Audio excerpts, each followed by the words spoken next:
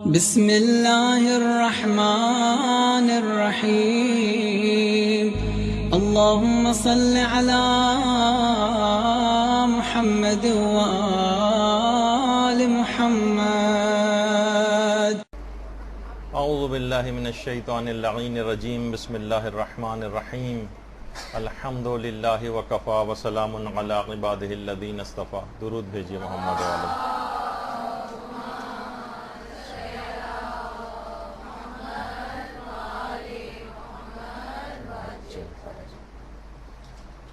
اب سے فقط چند دن بعد رمضان کا چاند زمین کے افق پر نمودار ہوگا اور اپنی بے زبانی سے یہ کہہ رہا ہوگا کہ نہ جانے کتنی ہی بار میں اپنی تمام رحمتیں، برکتیں، مغفرت، عذاب خدا سے نجات کا مژدہ، یہ تمام چیزیں سنا چکا ہوں، دے چکا ہوں، لیکن یہ مومن پھر بھی ویسے ہی گناہوں میں مبتلا اس سال بھی نظر آ رہا ہے. شاید یہ سال ایسا نہ ہو اور ہمیں کچھ ایسے کام انجام دے دیں ہم کہ پھر آئندہ سال تک یہ تقوی جو ہم رمضان سے حاصل کرتے ہیں یہ محفوظ رہ سکے. اصل مسئلہ روزے رکھنا نہیں. روزے سب رکھ لیں گے، رکھتے رہے ہیں 20 30 40 سال سے روزے، 50 سال سے بھی لوگ روزے رکھ رہے ہیں. اصل مسئلہ یہ ہے کہ رمضان سے جو ہم تقوی حاصل کر چکے ہوتے ہیں وہ سارا کا سارا تقوی یا تو شب عید ضائع ہو جاتا ہے یا وہ سارے کا سارا تقوی آئندہ آنے والے دنوں کے اندر مکمل طور پہ ضائع ہو جاتا ہے. بہت بڑا پرائز بانڈ جس طرح کسی کا نکلا ہے، بہت بڑی انعامی رقم مل تو گئی ہے اس کو، لیکن مثلا چور ڈاکو سے لے کے چلے گئے، اس نے لاپرواہی میں کہیں رکھ دی اور ضائع ہو گئی. کتنا افسوس ہونا چاہیے. جبکہ پروردگار عالم جو غرض و غایت رمضان جو ہے وہ بیان کر رہا ہے کہ لعلکم تتقون، شاید کہ تم متقی اور پرہیزگار ہو جاؤ. ہم یہ دیکھ رہے ہیں کہ ہم رمضان کے روزے سال سے رکھنے کے باوجود آگے بڑھنے کے بجائے پیچھے ہٹتے نظر آ رہے ہیں. علاج جیسا جیسا ہوتا جاتا ہے، کامیاب علاج اسے کہا جاتا ہے کہ مریض کے اندر کوئی افاقہ نظر آئے، مریض کی حالت پہلے سے زیادہ بہتر نظر آئے. جب ہسپتال سے مریض ڈسچارج ہو تو پھر اس وقت گھر جاتے وقت اس کی طبیعت جس وقت ایڈمٹ ہوا تھا اس سے بہت بہتر نظر آنی چاہیے. آخر یہ کیسا رمضان ہر سال آتا ہے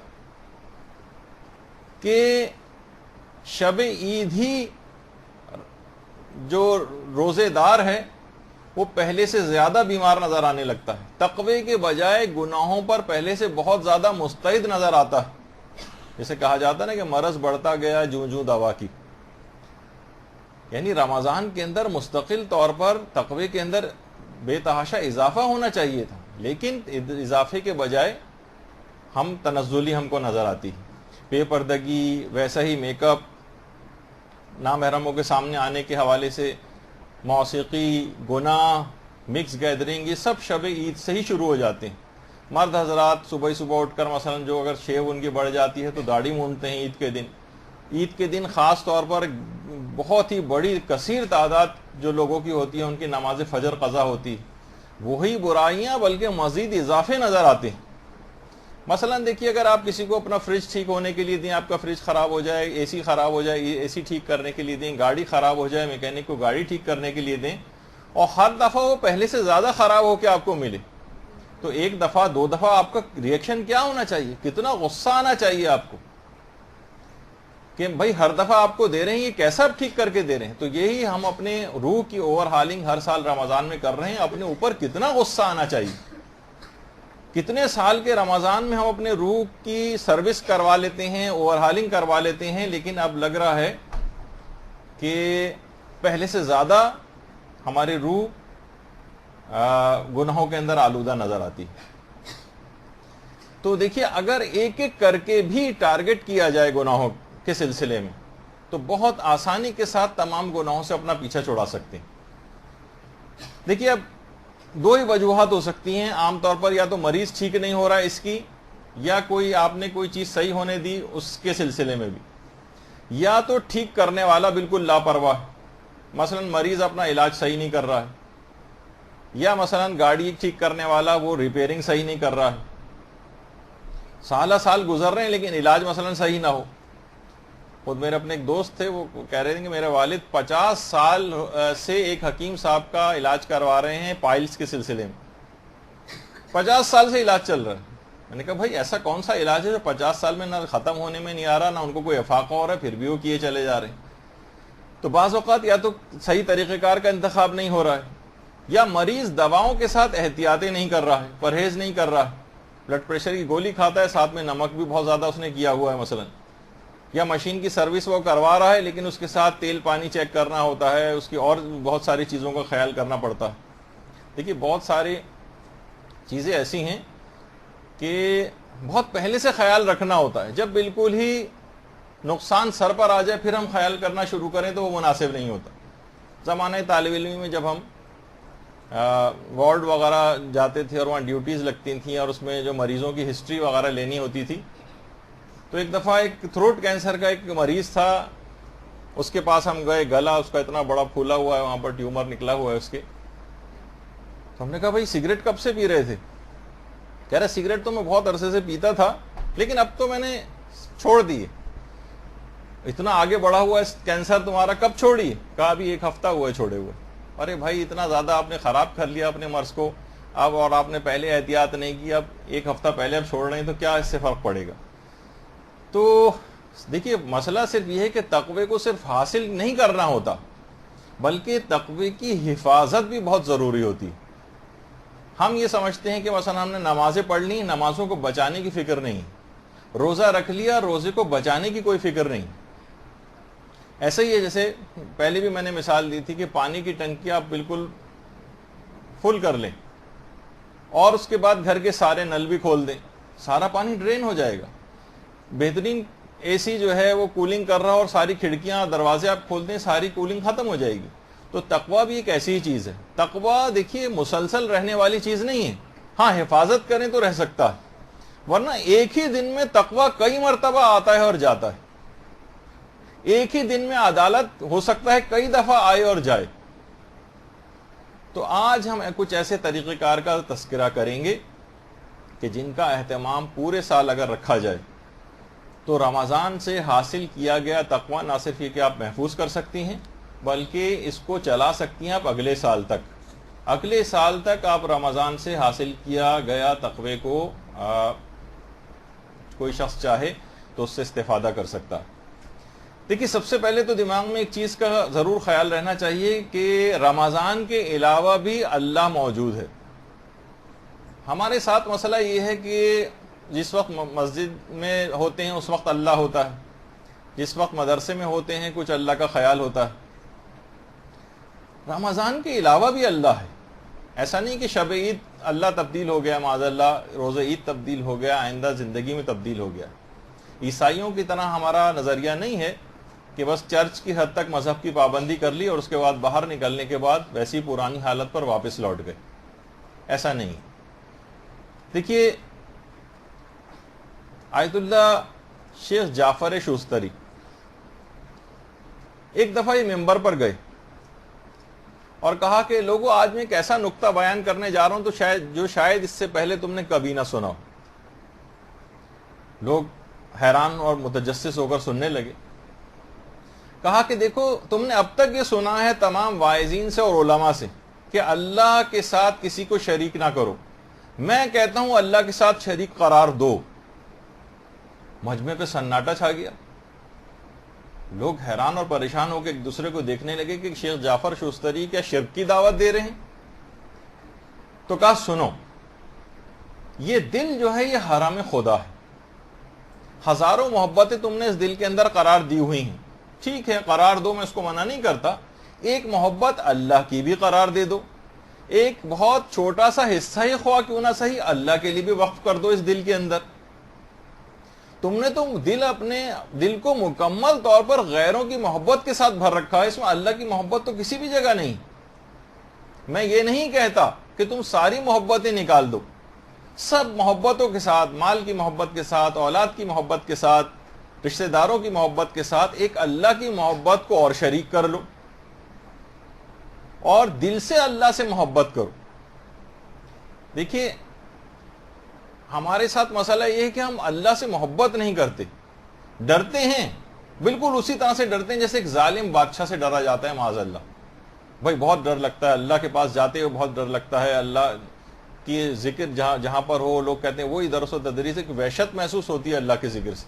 یہ اللہ سے محبت نہیں، اگر کسی کو ہے بھی تو صرف اللہ کا ایک ایسا خوف ہے جو ایک ظالم بادشاہ کا جس طرح سے خوف کیا جاتا ہے۔ تو اب دیکھیے رمضان کا ایک ہدف ہے، رمضان سے آپ کو کچھ حاصل کرنا ہے۔ رمضان کا ہدف آپ اس وقت حاصل کریں گی جو بہت اہم بات ہے، اور آج سے میں کوشش کروں گا کچھ ایسی باتیں اس کے اندر ذکر ہو جائیں کہ آپ اپنے زندگی کا ہدف اور مقصد تلاش کریں۔ دیکھیے کائنات کی جتنی بھی مخلوق ہے وہ سب ایک ہدف اور مقصد کے تحت کام کر رہی ہے، اس کا ایک ہدف اور مقصد ہے جس کے تحت وہ خلق ہوئی ہے، اور وہ اپنے اس مقصد کو پورا کر رہی ہے۔ دیکھیے پہلے تو یہ بات ہے نا کہ رمضان کا کوئی ہدف ہونا چاہیے۔ میں نے کہا کہ رمضان کا ہدف تو ہم ابھی آگے چل کر تلاش کرتے ہیں، لیکن اس سے پہلے زندگی کا بھی تو کوئی مقصد ہو آپ کی۔ جب کائنات کی ہر چیز کا ایک مقصد تخلیق ہے جس کو وہ پورا کر رہی، سورج ہے اس کا ایک مقصد تخلیق ہے، وہ اسے پورا کر رہا ہے، اور چاند کا ایک الگ مقصد تخلیق ہے، ستارے ہیں، سیارے ہیں، جانور ہیں، یہ جمادات ہیں، یہ پودے ہیں، یہ درخت ہیں، یہ پہاڑ ہیں، حیوانات ہیں، یہ سب کے سب کا ایک مقصد تخلیق ہے جسے وہ پورا کر رہے ہیں۔ ایک پورا نہیں کر رہا ہے تو یہ فقط حضرت انسان۔ کائنات میں ہر مخلوق کا مقصد حیات ہے، تو پھر آپ کا کیوں نہیں؟ دیکھیے بات ہے نا، مومن بغیر مقصد حیات کے زندگی کیسے گزار رہا ہے؟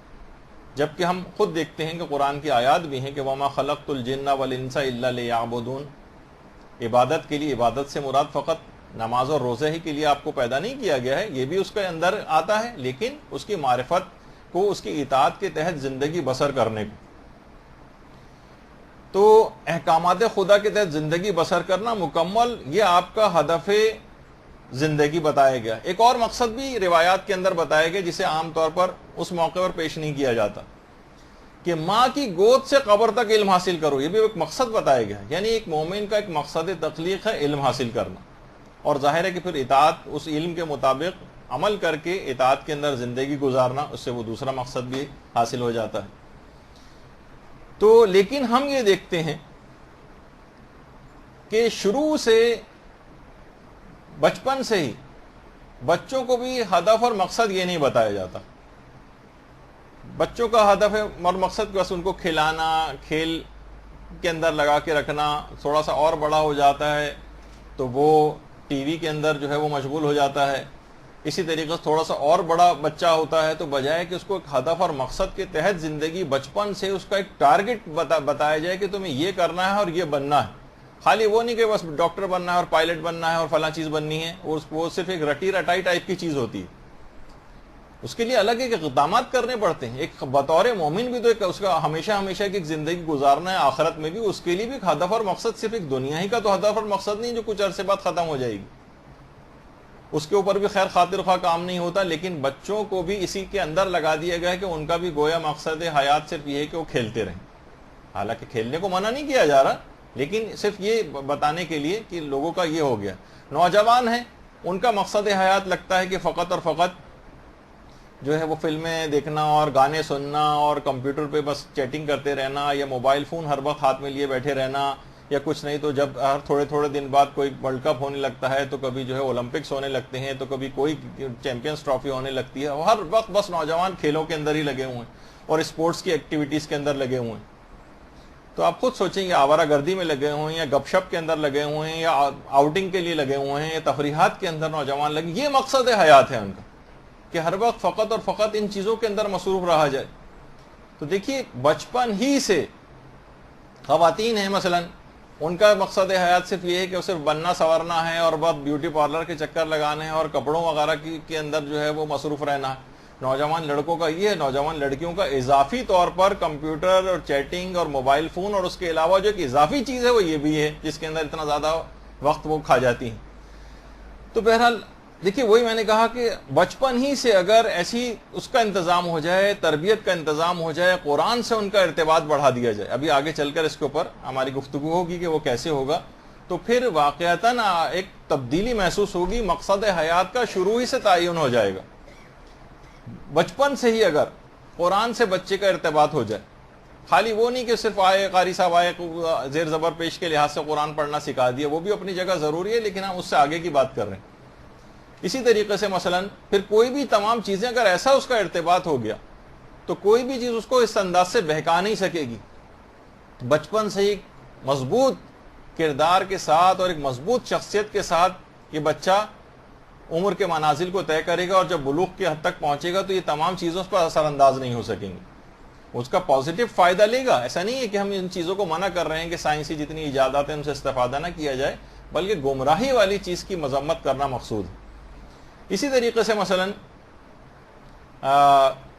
بچپن سے ایسا ارتباط جو ہے وہ اگر بڑھا دیا جائے, اچھی تربیت اس کی کر دی جائے, اس کا ایک مقصد حیات طے کر دیا جائے. دیکھیے اب یہ تین شخصیات آپ کے سامنے بیٹھی ہوئی, سب سے دائیں طرف تو آیت اللہ خوئی, لیکن یہ دو عظیم شخصیات جو ان کے برابر آیت اللہ خوئی کے بالکل برابر میں درمیان میں جو ہیں, یہ آیت اللہ خوئی کے والد علی اکبر خوئی, اور ان کے بالکل برابر میں آیت اللہ سید جواد خامنئی ہیں, یعنی آیت اللہ خامنئی کے والد. ایک طرف آیت اللہ خوئی کے والد بیٹھے ہوئے ہیں, ان کے بالکل برابر میں یہ دو عظیم باپ, ایسی زبردست تربیت کی دونوں نے اپنے بیٹوں کی کہ ایک یعنی واقعی اس کا ثمرہ اور پھل جو ہے اپنی آنکھوں کے ساتھ نظر آئے. یہ دونوں دوست تھے, دونوں دوست, یعنی ساتھ بیٹھ کے تصویر جو اس انداز سے کھنچوا رہے ہیں, دونوں دوست, اور دونوں کی ایسی زبردست تربیت کہ جہان تشیع کا ایک آج تک آیت اللہ خوئی جو ہے نابغہ روزگار شخصیت, اور رہبر معظم کا تو سب کو اس لحاظ سے پتہ ہی کہ کتنی دینی خدمات.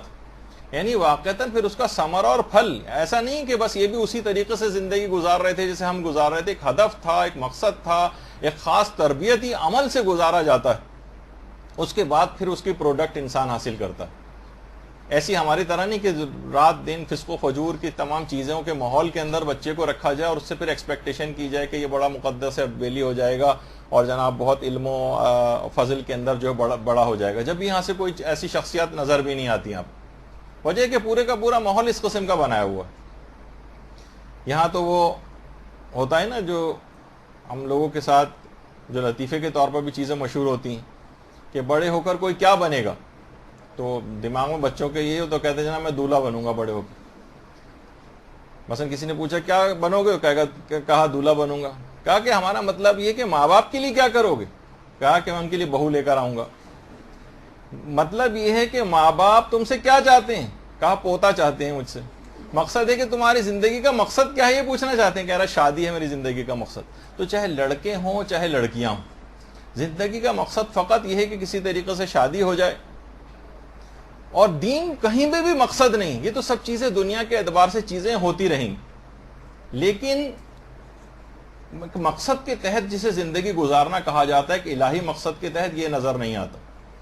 دیکھیے جانوروں اور انسان کی زندگی میں کوئی فرق ہی نہیں. بقول آیت اللہ دست غیب کے کہ ہم پیٹ اس وجہ سے بھر رہے ہیں کہ اس کو خالی کرنا, اور خالی اس لیے کر رہے ہیں کہ دوبارہ اس کو بھرنا. یہ بے مقصد زندگی. جس مقصد کے لیے آپ کو خلق کیا گیا ہے اگر وہ مقصد پورا نہیں ہو تو اس چیز کو بیکار سمجھا جاتا ہے. مثلا پنکھے جتنے لگے ہوئے ہیں اگر یہ صرف آواز دیتے رہیں اس ہوا نہ دیں تو آپ کو ان کے اوپر غصہ آئے گا کہ جو مقصد تخلیق تھا یہ پورا نہیں کیا انہوں نے. اے سی اگر ٹھنڈک دینا اس کا کام ہے اور یہ گرم ہوا نکالتا رہا ہیٹر کی طرح سے, تو آپ اس کو نکالوا کے پھینکوا دیں گے کہ یہ مقصد ہی نہیں تھا اس کا, یہ اپنے مقصد کو پورا نہیں کر رہا ہے لہٰذا بیکار. تو دیکھیے جسم کے بھی ہمارے جتنے بھی اعضاء ہیں ان سب کا ایک مقصد. دل الگ کام کرتا ہے, جگر الگ کام کرتا ہے, پھیپڑے جو ہیں وہ الگ کام کرتے ہیں, تلی ہے, دماغ ہے ہمارا, گردے ہیں, ان سب کا ایک مقصد ہے جو سب اپنے اپنے مقاصد کو پورا کر رہے ہیں.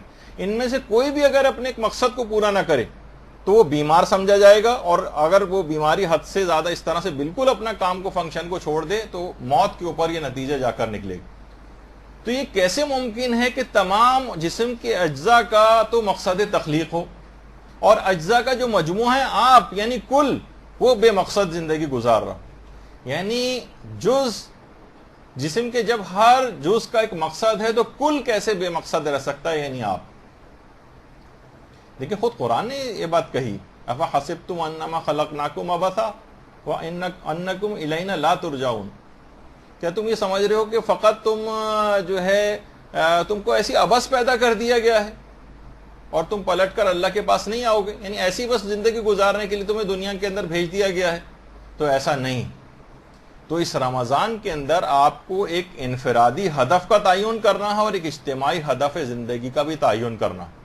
خود کو کہاں تک آپ کو لے کر جانا ہے، یہ مسلسل ٹائم گزر رہا ہے ہمارا اور آپ کا، آپ کو خود کو کیا بنا لینا ہے، اور اجتماعی طور پر بھی ایک ہدف زندگی کا تعین ہونا چاہیے، تاکہ جب الہی حکومت امام زمانہ علیہ السلام کی قائم ہو جائے، اللہم صلی علی محمد و علی محمد،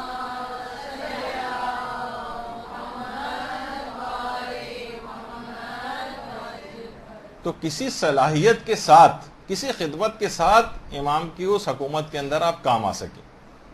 دیکھیے، پیغمبر اسلام کا خود ایک مقصد ہے، انما بعثت لاتم مکارم الاخلاق، کہ میں مکارم اخلاق کی تکمیل کے لیے مبعوث ہوا ہوں، بھیجا گیا ہوں، یعنی پیغمبر کا ایک مقصد تخلیق ہے۔ امام حسین علیہ السلام نے اپنا وصیت نامے کے اندر جو مقصد زندگی بیان کیا تھا کہ امر بالمعروف و نہی عن المنکر، وہ امام کا تھا۔ اسی طریقے سے ہمارے امام زمانہ علیہ السلام ہیں، اللہم صلی علی محمد و علی محمد،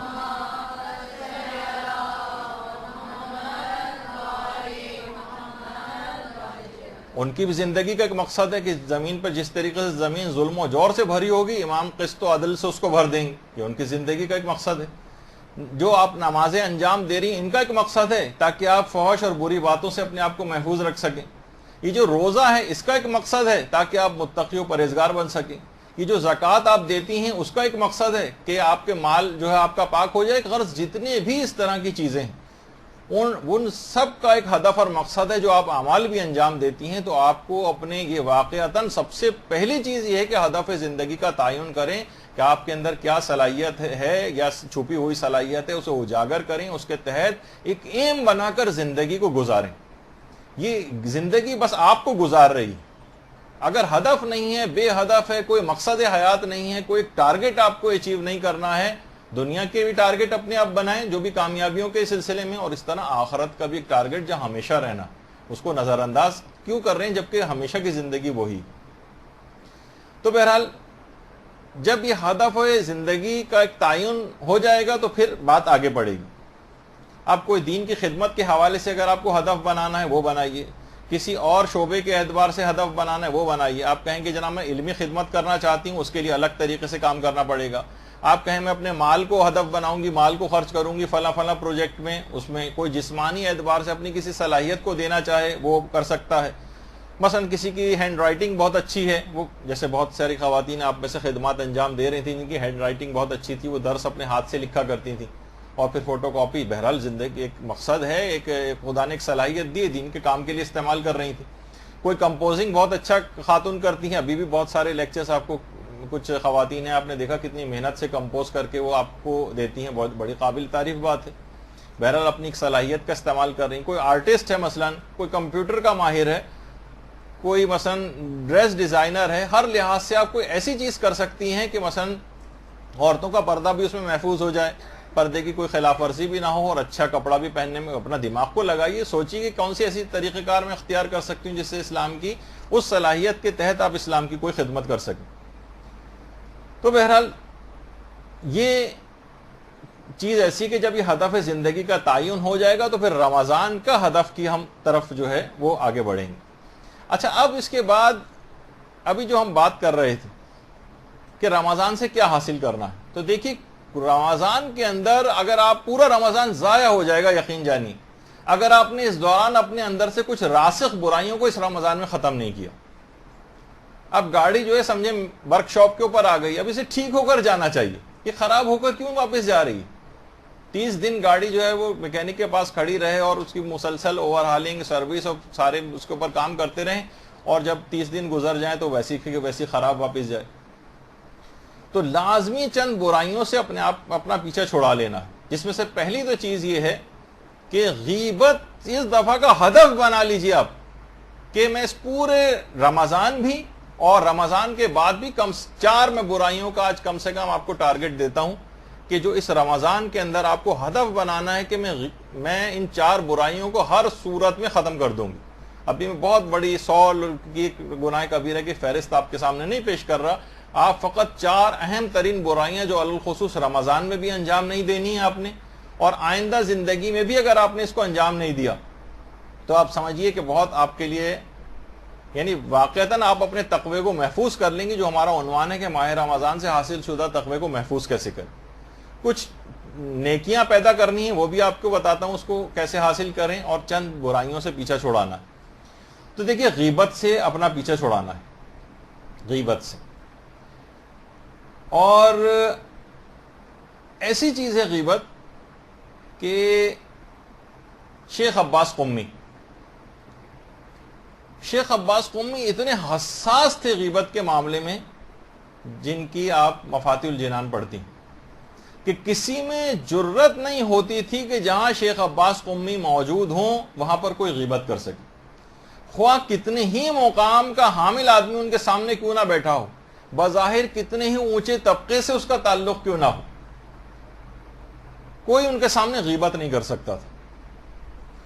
اور غیبت اور جھوٹ سے اس قدر علماء فرماتے ہیں کہ اس قدر پرہیز کرتے تھے کہ تصور سے بالا ہے, غیبت اور جھوٹ سے.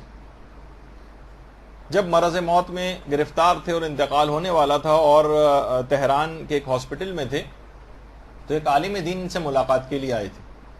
دیکھا کہ شیخ عباس قمی بہت فکر مند ہیں. کہا کہ آپ کیوں اتنے زیادہ فکر مند نظر آ رہے ہیں؟ کہا کہ میں اپنی بیماری کی وجہ سے فکر مند نہیں ہوں, بلکہ میں ایک دفعہ سفر حج پر گیا تھا, اور دیکھیے بنیادی طور پر شیخ عباس قمی رئیس المحدثین کہلاتے ہیں, محدث تھے. حدیثیں جمع کرنا اور اس کو جو پھیلانا ان کا کام تھا. تو محدثین کا عام طور پر طریقہ کار یہ ہوتا ہے کہ اجازہ روایت لیتے ہیں. تو اتنے زیادہ ماہر تھے حدیثوں کے کہ جتنے بھی غیر شیعہ افراد تھے ان کی حدیثوں کے اوپر بھی بہت مہارت رکھتے تھے. تو کہنے میں سفر حج پر گیا تھا اور وہاں ایک محدث سے حجاز کے اجازہ روایت مجھے لینا تھا, تو میں ان کی خدمت میں جا کر بیٹھا, لیکن انہوں نے کچھ ایسی باتیں, کچھ غلط باتیں کہیں کہ جن کو میں نے وہاں بیٹھ کر سنا, لیکن مجھے آج یہ افسوس ہو رہا ہے کہ میں نے فوری طور پر ان کی باتوں کو کاؤنٹر کیوں نہیں کیا اور مجھے ان کو روکنا چاہیے تھا. حالانکہ اپنا بھی کوئی عمل نہیں تھا, ان کے نظریے کے حامل اور ان کے مذہب کے پیروکار بھی نہیں تھے کہ بہت زیادہ امر بالمعروف واجب ہوتا, لیکن ان کی فطرت اتنی زیادہ سلیم تھی شیخ عباس قمی کی کہ وہ کہتے ہیں کہ مجھے اس وقت بولنا چاہیے تھا. میں نے مرض موت میں تقریباً حالت احتضار جیسی کیفیت ہے, اس کے اندر یہ بات بیان کر رہے ہیں شیخ عباس قمی کہ مجھے آج یہ افسوس ہو رہا ہے کہ میں نے اس موقع پر کیوں آخر ان کو نہیں روکا تھا. تو اندازہ لگائی, کہہ رہے ہیں کہ جس اعتبار سے غیبت سے بچتے تھے تصور سے بالا. اسی طریقے سے امام خمینی بھی اول جوانی سے, یہ جو الٹے ہاتھ پہ امام خمینی, جوانی کے بالکل ابتدائی دور سے اس حد تک غیبت سے پرہیز کرتے تھے کہ جب کبھی ظاہر لوگوں کے ساتھ بیٹھتے تھے, سوشل آدمی بھی تھے, تو کوئی عموماً یہ ہوتا ہے کہ غیبت سننی بھی پڑ جاتی ہیں لوگوں کی, تو جب کوئی غیبت کرتا تھا تو فوراً اس کی مناسب توجہ پیش کر دیتے تھے کہ یوں نہیں کہا ہوگا, یوں کہا ہوگا, ایسا نہیں ہوگا بلکہ ایسا ہوگا. تو کبھی بھی سننا برداشت نہیں کرتے تھے اور باتوں کا رخ بدل دیا کرتے تھے. فوری طور پر اگر کسی نے اس طرح کی کوئی بات کی, فوراً امر بالمعروف کرتے تھے اور باتوں کا رخ جو ہے وہ کسی اور طرف کر دیتے تھے کہ وہ بات ہی ختم ہو جائے. تو اس کو آپ کو ٹارگٹ بنانا ہے کہ کسی بھی طریقے سے آپ کوشش کر کے وہ سن لیجیے گا, جس میں ہم نے طریقہ کار بھی بیان کیے ہیں, غیبت سے کیسے اپنا پیچھا چھڑایا جائے. باقاعدہ اس موضوع پہ آپ تقریباً سب کے درس بھی ہو چکے ہیں, ان کو ایک دفعہ اور سن لیجیے گا. لیکن ایک ٹارگٹ اور ہدف بنائیں کہ اس رمضان سے بس آئندہ سے اس برائی سے میں اپنا پیچھا چھڑا رہی ہوں. اگر بہت ہی ایسی ہلکا سا دل میں خیال ایک خواہش سے پیدا ہو رہی ہے اور عملی اقدام کچھ نہیں کیا تو ایسے 100 رمضان آئیں گے اور جائیں گے اور روحانی اعتبار سے وہیں کے وہیں رہیں گے اور لعلکم تتقون جو مقصد روزہ تھا وہ کبھی پورا نہیں ہو سکے گا. تو یہ اس کا اگر آپ نے اسی رمضان سے ہدف مقرر نہیں کیا. دوسری چیز جس سے آپ کو پیچھا چھڑانا ہے 4 برائیوں میں سے علی الخصوص جھوٹ سے. دیکھیے جھوٹ اور بہتان، قرآن کی آیات میں یہ بات کہی گئی کہ گویا وہ شخص آیات الہی پر ایمان ہی نہیں رکھتا ہے جو کہ جھوٹ بولتا ہے اور بہتان باندھتا ہے. پیغمبر اسلام ختمی مرتبت صلی اللہ علیہ وآلہ وسلم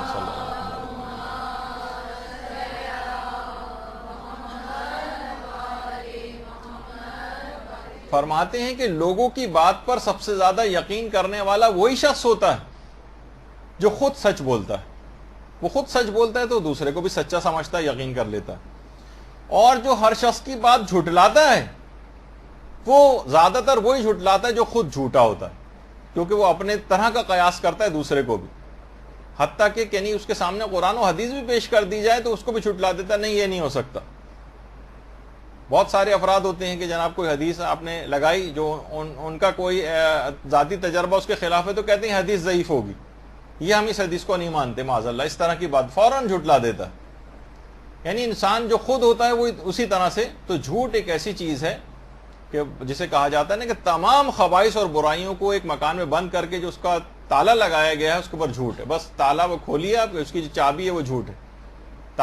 چابی سے تالا کھولیے تو پوری خبائث کے اندر آپ مبتلا ہو جائیں گے جو اس مکان کے اندر چھپے ہوئے. تو یہ دوسری چیز ایسی جھوٹ کے موضوع پر بھی اس سے پیچھے چھڑانے کے طریقے بھی وہ سب کے سب ہم اپنے ایک درس کے اندر جو پہلے یہاں پر ہو چکا ہے وہ بیان کر چکے ہیں، اس کو دوبارہ سنیے گا. لیکن اس کو بھی ٹارگٹ بنانا ہے کہ کسی بھی صورت جھوٹ کو خاطر میں نہیں لائیں گے، کبھی بھی جھوٹ نہیں بولیں گے.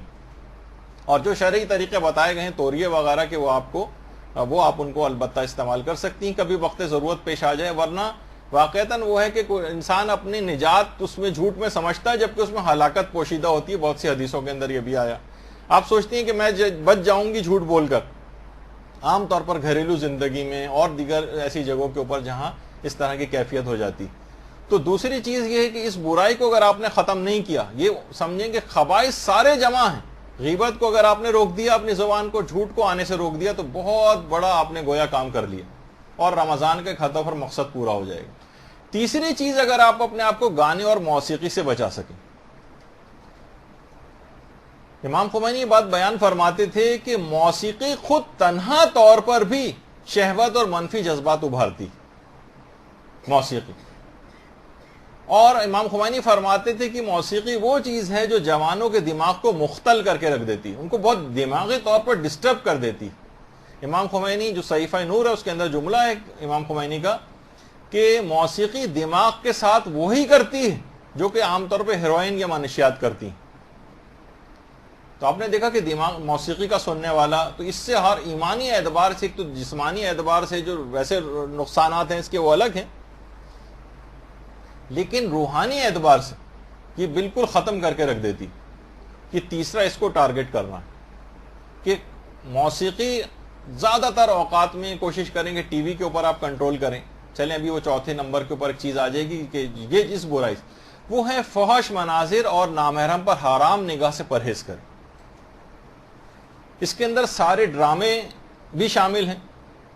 باقاعدہ جرمنی میں ایک ریسرچ ہوئی ہے ابھی حال میں ہی، مختلف انٹرنیٹ پہ تمام تقریباً سائٹس کے اوپر وہ ریسرچ دستیاب بھی ہے کہ جب بھی کوئی فحش قسم کے مناظر نوجوان لڑکے اور لڑکیاں اس طرح سے انٹرنیٹ پر، ٹی وی پر، کسی بھی جگہ پر دیکھتے ہیں تو اسی وقت انہوں نے مانیٹر کیا ہے کہ ان کے برین کے اندر جو ایکٹیویٹی ہے وہ ایک دم سے کم ہو جاتی.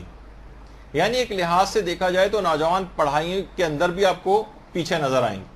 یعنی نوجوانوں کے دماغ کی جو برین کی صلاحیت ہے وہ ان مناظر کو دیکھنے سے کم ہو جاتی.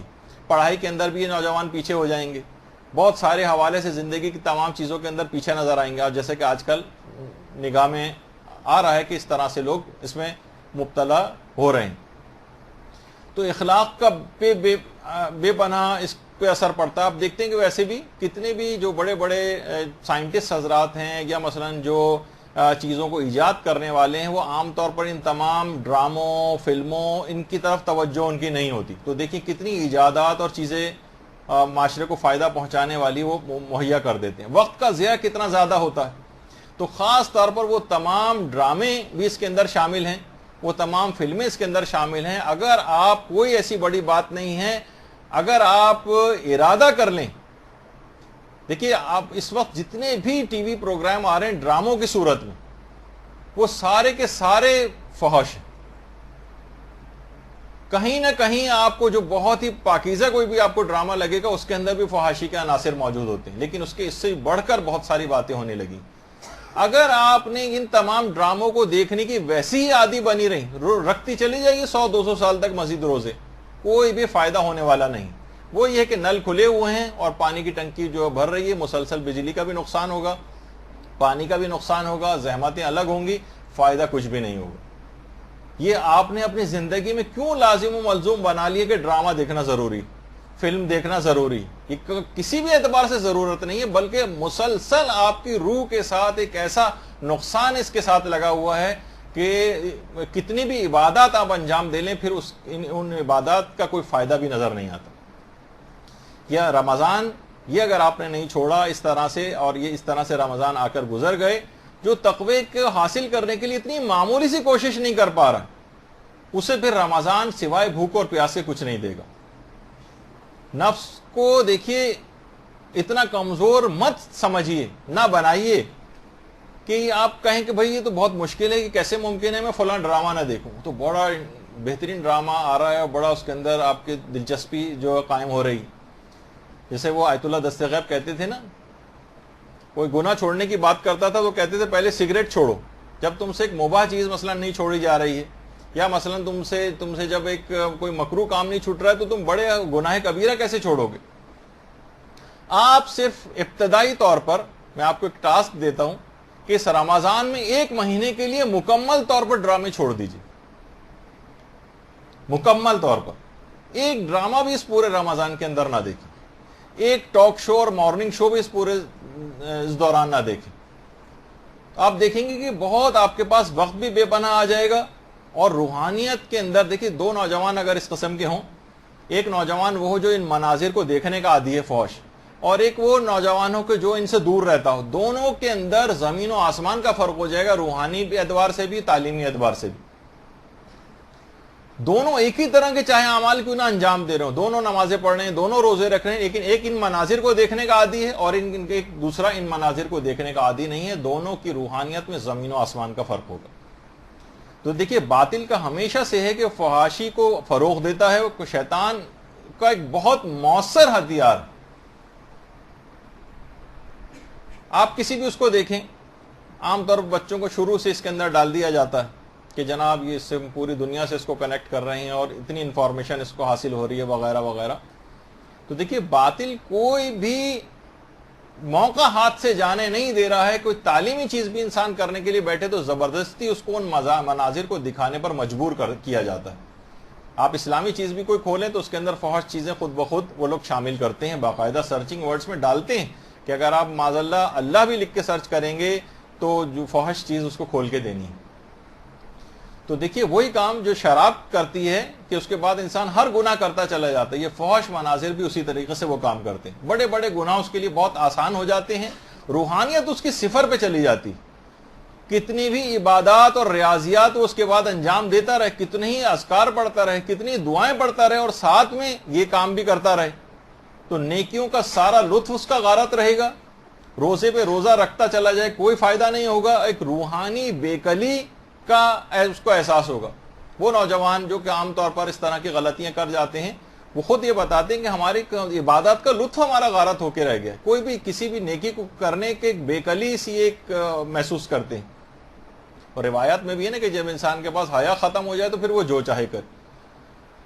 تو دیکھیے برے مناظر کو بری نگاہ سے اور لذت سے دیکھنا تو حرام ہے ہی, لیکن بری نگاہ نہ بھی ہو تب بھی احتیاط واجب کی بنا پر ایسے کسی منظر کو نہیں دیکھا جا سکتا. خواہ کسی ڈرامے کے اندر آ رہا ہو جو فحش منظر کے اندر شمار ہوتا ہے, اور کوئی ڈرامہ آپ دیکھیے ایسا بچا نہیں. اسی وجہ سے میں کہہ رہا ہوں اس رمضان کو آپ خاص طور پر اس سے بچنے کا رمضان قرار دے دیں, ان 4 برائیوں سے الخصوص اپنے آپ کو بچانے کا. پھر آپ دیکھیں کہ اس طریقے سے ایک راکٹ کی تیزی کے ساتھ روحانیت ترقی آپ کی کرے گی, آپ خود حیران ہوں گی.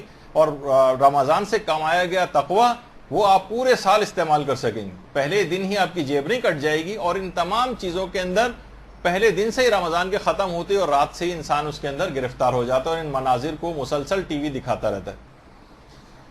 حتیٰ کہ تصورات اور سوچ کے حوالے سے بھی احتیاط واجب کے طور پر کسی بھی اس قسم کے منظر کو سوچنا شہوت انگیز, یہ بھی کچھ فقہا نے حرام قرار دیا. تو دیکھیے یہ مناظر چاہے ٹی وی پر ہوں, کمپیوٹر پہ ہوں, کسی بھی طور پر ہوں, ان کو آنکھوں کا زنا جو ہے قرار دیا جاتا ہے. ٹی وی پہ جتنی بھی خواتین آتی ہیں ان کے لباس کس طرح کے ہیں, وہ مناظر کس طرح سے اس کے اندر آتے ہیں, فحاشی کے اندر یہ سب چیزیں شامل ہیں. لیکن افسوس یہ ہے کہ ان چیزوں کو اب سمجھا نہیں جاتا کہ کوئی برا بھی نہیں سمجھتا ہے. دیکھیے انسان صاحب ارادہ ہے, وہ قادر ہے جس چیز کو چاہے دیکھے, جس چیز کو چاہے نہ دیکھے. آپ دیکھتی ہیں کہ آپ جب کبھی سامنے دیکھ رہی ہوتی ہیں تو اگرچہ آپ کی فیلڈ آف ویژن جو ہے جس میں آپ دیکھ رہی ہیں اس کے اندر ناک آپ کی آتی, لیکن آپ کا ارادہ کیونکہ ناک کو دیکھنے کا نہیں ہوتا تو ناک کو دماغ اوجھل کر دیتا ہے آپ کی آنکھوں کے سامنے سے. ابھی آپ تجربہ کر کے دیکھ لیں, ناک بیچ میں آ رہی, جب تک آپ ناک کو فوکس نہیں کریں گی جب تک ناک نظر نہیں آئے گی. لیکن کیونکہ آپ کسی اور چیز کو فوکس کر رہی ہیں تو دماغ نے ناک کو اوجھل کر دیا آپ کی نگاہوں سے. تو اسی طریقے سے انسان کی قوت ارادی ایسی ہے کہ وہ چاہے تو کوئی سی بھی چیز چاہے تو آپ کی نگاہوں سے اوجھل کر دے. مثلا کوئی ایسی چیز سامنے آ بھی رہی ہے تو دیکھنے کے باوجود وہ مثلا ارادہ کر لے کہ نہیں میں اس کے چہرے پر نگاہ نہیں ڈالوں گا, میں اس کی مثلا جسمانی اعضاء پہ نگاہ نہیں ڈالوں گا, یا مثلا اس طرح میں اس کے لباس پہ نگاہ نہیں ڈالوں گا. سامنے ہوتے ہوئے بھی قوت ارادی اگر اس کی مضبوط ہے تو وہ چیز آنکھوں سے اوجھل کر دے گا دماغ. اس کی پریکٹس کر کے دیکھیں, قوت ارادی کو مضبوط کر کے دیکھیں, مسئلہ حل ہو جائے گا. اس رمضان سے ہی ان فحش مناظر سے پرہیز کرنا شروع کر دیں. اس کو حقیقی توبہ سمجھا جائے گا اور رمضان کارآمد رمضان بنے گا. ورنہ کولو کے بیل کی طرح سے جہاں چلیں گے وہیں پر واپس پہنچ جائیں گے. بھوک و پیاس کے سوا کچھ حاصل نہیں ہوگا, زحمت اپنی الگ ہوگی. قوت ارادی, ابھی بات آئی آپ کہیں گے بھائی قوت ارادی کا تو سب سے بڑا مسئلہ ہے, یہی تو ہمارے اندر نہیں. قوت ارادی کو مضبوط کرنے کے حوالے سے بھی ایک دعا ہے جو ہمارے امام سجاد علیہ الصلوۃ والسلام نے تعلیم کی.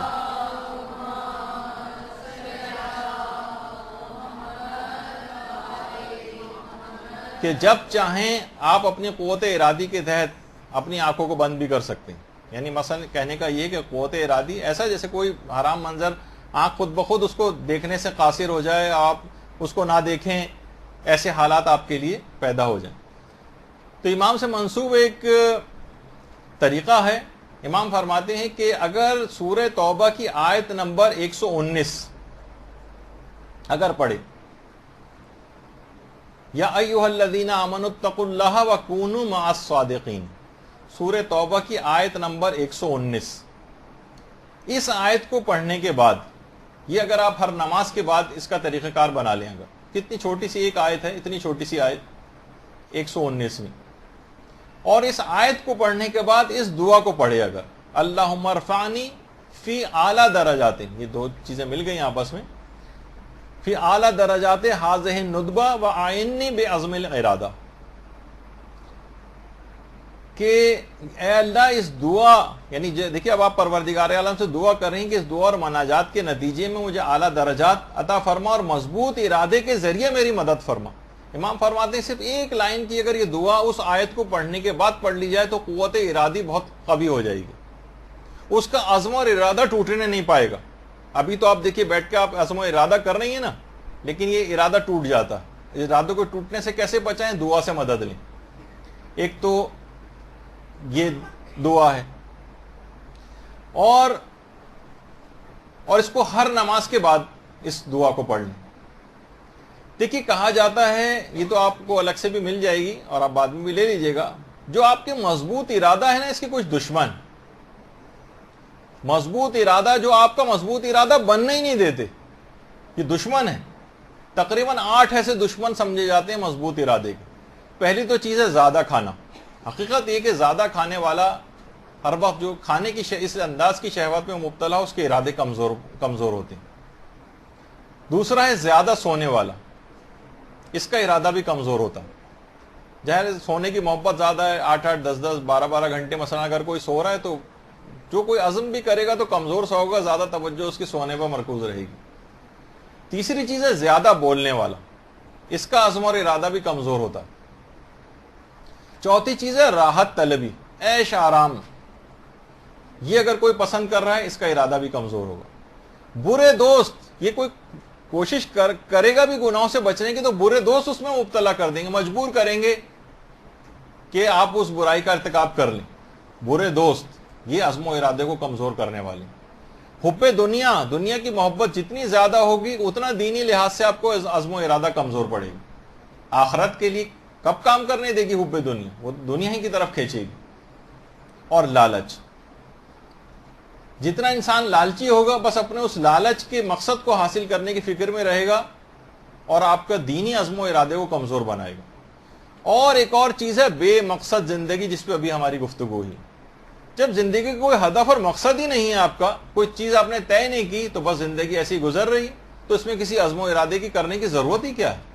ہاں، آخرت کو جب آپ ٹارگٹ بنائیں گی، ایک ہدف زندگی بنائیں گی کہ مجھے آخرت بہترین حاصل کرنی ہے، جوار معصومین کے اندر مقام کو حاصل کرنا ہے، امام زمانہ کی حکومت کے اندر کوئی کام کرنا ہے، اور اس کے بعد پھر آپ اس کے تحت زندگی گزاریں گی، تو یہ بامقصد زندگی ہوگی۔ اس کے لیے پھر کچھ کریں گی، پھر کچھ ارادہ کریں گی۔ بے مقصد زندگی میں تو کسی ارادے کی کوئی ضرورت ہی نہیں، گزر رہی ہے، بس ایسی گزارتے رہیے۔ اچھا، کچھ چیزیں ایسی ہیں جو ارادے کو قوی بناتی ہیں۔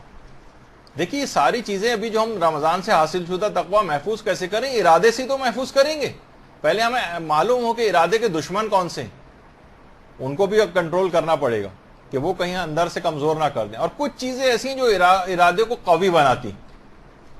5-6 چیزیں جو ارادے کو قوی بناتی ہیں۔ نظم و ضبط اور ٹائم ٹیبل کی پابندی ارادے کو قوی بناتی۔ آپ کا ایک ٹارگٹ ہوتا ہے، آپ اپنی ڈائری مینٹین کرتی ہیں، روزانہ کام جو تھنگس ٹو ڈو اور یہ سب چیزیں آپ لکھتی ہیں کہ آج مجھے کیا کرنا ہے۔ ایک ٹارگٹ ہوتا ہے، آپ کے سامنے ایک ہدف ہوتا ہے، آئندہ دنوں کا ہدف ہوتا ہے۔ تو پھر آپ کا عزم اور ارادہ، ایک دن میں کام نہ ہو تو آپ اسے اگلے دن میں اس کام کو شفٹ کرتی ہیں، دوسرے دن بھی نہ ہو سکے تو تیسرے دن کام کو شفٹ کرتی ہیں۔ تو نظم و ضبط کی پابندی اور ٹائم ٹیبل کی پابندی یہ آپ کے عزم و ارادے کو مضبوط بناتی۔ ورزش آپ کے عزم و ارادے کو مضبوط بناتی۔ انسان جب ورزش کرتا ہے، ورزش میں بھی ایک ٹائم ٹیبل کی ضرورت ہوتی ہے، اسے خاص موقع پر اٹھنا ہوتا ہے، تیار ہونا ہوتا ہے اور ورزش کرنی ہوتی ہے، واک کے اوپر جا رہا ہے، آ رہا ہے، جتنی جو ورزشیں عام طور پہ کرے گا وہ ایکٹیو رہے گا۔ ورنہ عزم اور ارادہ، کوئی کام آپ کو سستی اور کاہلی عزم و ارادے کو پائے تکمیل تک ہی نہیں پہنچانے دے گی۔ ورزش سے آپ چاقو چوبند رہیں گی اور کاموں پر مستعد ہوں گی جو آپ اپنا ٹارگٹ رکھا ہے۔ اسی طریقے سے اچھا مطالعہ، جب آپ اچھا مطالعہ کریں گی، اپنی معلومات کو بڑھائیں گی تو آپ کو خود بخود شوق پیدا ہوگا۔ اچھا مطالعہ کریں گی، آخرت کی چیزیں آپ پڑھتی رہیں گی، آپ کو زیادہ رغبت ہوگی، رغبت زیادہ ہوگی آخرت کی طرف تو آپ اقدام بھی کریں گی۔ تو اچھا مطالعہ اگر کسی کا ہے تو وہ خود بخود اس کا ارادہ بھی مضبوط ہوتا ہے۔ کبھی کمزور پڑتا بھی ہے تو حدیثیں پڑھ کے پھر دوبارہ سے اس کے اندر ایک آیات اور حدیث اور واقعات پڑھ کے اپنے اندر ایک نئی توانائی محسوس کرتا ہے اور پھر دوبارہ اس کام میں لگ جاتا ہے۔ جو اچھے مطالعے سے دور رہے گا وہ ہمیشہ اس کا عزم و ارادہ بھی کمزور رہے گا۔ اول وقت نماز کی ادائیگی، یہ آپ کے عزم و ارادے کو طاقتور بناتی۔ آپ ایک ٹارگٹ روزانہ اپنا ایک ہدف مقرر کرتی ہیں۔ بہت سے لوگ نوجوان نماز جماعت کو ہدف بناتے ہیں، تمام کاموں کو نمٹاتے ہوئے ان کو پتا ہوتا ہے کہ جناب آدھے گھنٹے بعد مجھے فلاں جگہ پہ پہنچنا ہے، اپنے آپ کو مینیج کرتے ہیں، چیزوں کو کیسے نمٹاتے ہیں، ٹارگٹ بناتے ہیں، عزم و ارادہ، اس کام کو کر لیتے ہیں۔ اول وقت نماز کی ادائیگی۔ اچھا، اسی طرح سے روزانہ تلاوت قرآن یہ آپ کے ارادے کو طاقتور بناتا ہے۔ روزانہ اگر آپ تلاوت قرآن کریں، ابھی اس کے موضوع پر آگے چل کر ہماری بات ہونے بھی والی ہے۔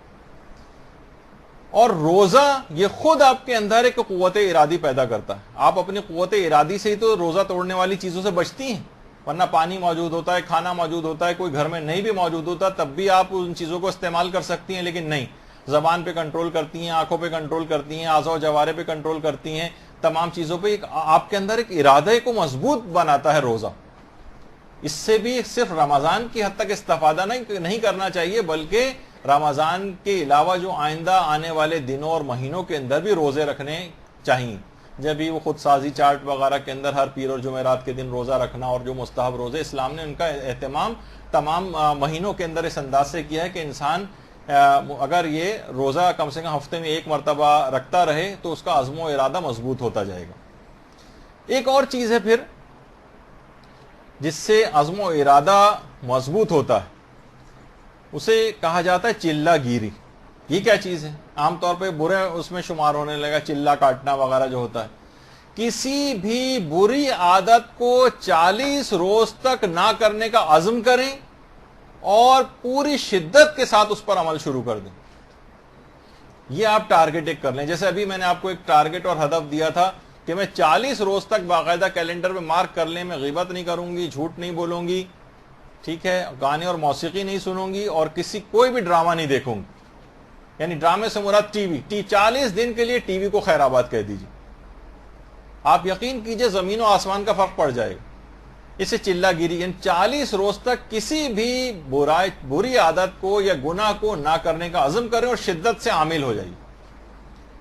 یا کسی نیک کام کو کرنے کے لیے یا کسی نیک کام کی عادت ڈالنے کے حوالے سے 40 روز تک آپ کہیں گے نہیں ہر نماز کو اول وقت میں پڑھوں گی 40 روز تک، سوائے اس کے کوئی بہت ہی ایمرجنسی والا کوئی مسئلہ ہو جائے نہ پڑھ سکے تو ایک الگ بات، لیکن عزم کر لیں باقاعدہ کہ کم سے کم 40 روز تک تو میں اس کی پابندی کروں گی۔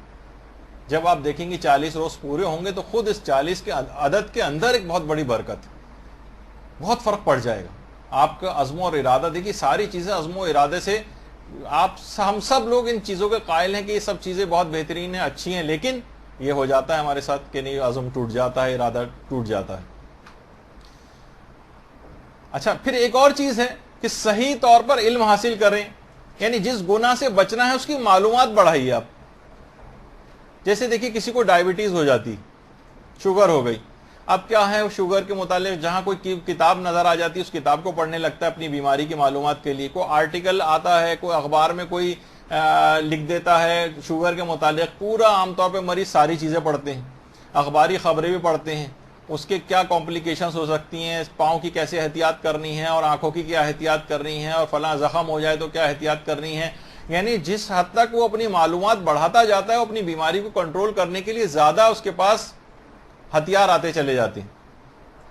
تو اسی طریقے سے جس طرح بیماریوں کا سلسلہ اسی طرح گناہوں کا سلسلہ بھی، یعنی اگر آپ اس گناہ کے متعلق معلومات اپنی بڑھائیں، مثلا اس کے عواقب پڑھیں، اس کے نتائج پڑھیں، قرآن و حدیث میں کیا کہا گیا اس گناہ کے متعلق، اس کے کیا نقصانات بیان کیے گئے ہیں، دنیاوی کیا نقصانات ہیں، آخرت کے کیا نقصانات ہیں، ان کو آپ سرچ کیجئے کبھی۔ جو برائی اور گناہ آپ کو اپنے اندر نظر آ رہا ہے، اگر آپ واقعتاً اس کے پیچھے لگ جائیں، اس کے متعلق معلومات لینے لگیں کہ میں اس سے پیچھا کیسے چھوڑاؤں، علماء نے کیا کہا ہے، کچھ کتابیں پوچھئے، انٹرنیٹ پہ سرچ کریں، آپ کو پھر آپ کو خود بخود جب معلومات آپ کی وسیع ہوں گی تو آپ بچیں گے، ارے یہ نقصان ہے، یہ نقصان ہے، یہ نقصان ہے، اچھا اس میں مجھے شفاعت رسول اللہ کی نہیں ملے گی، اچھا میرے ساتھ یہ ہوگا، عذاب جہنم میں اتنا زیادہ برداشت کرنا پڑے گا۔ اب انسان علم حاصل ہوا، اس کے متعلق معلومات اس نے بڑھائیں تو خود بخود آپ کا عزم و ارادہ مضبوط ہوگا معلومات حاصل ہونے کی وجہ سے کہ میں اس گناہ کو نہ کروں۔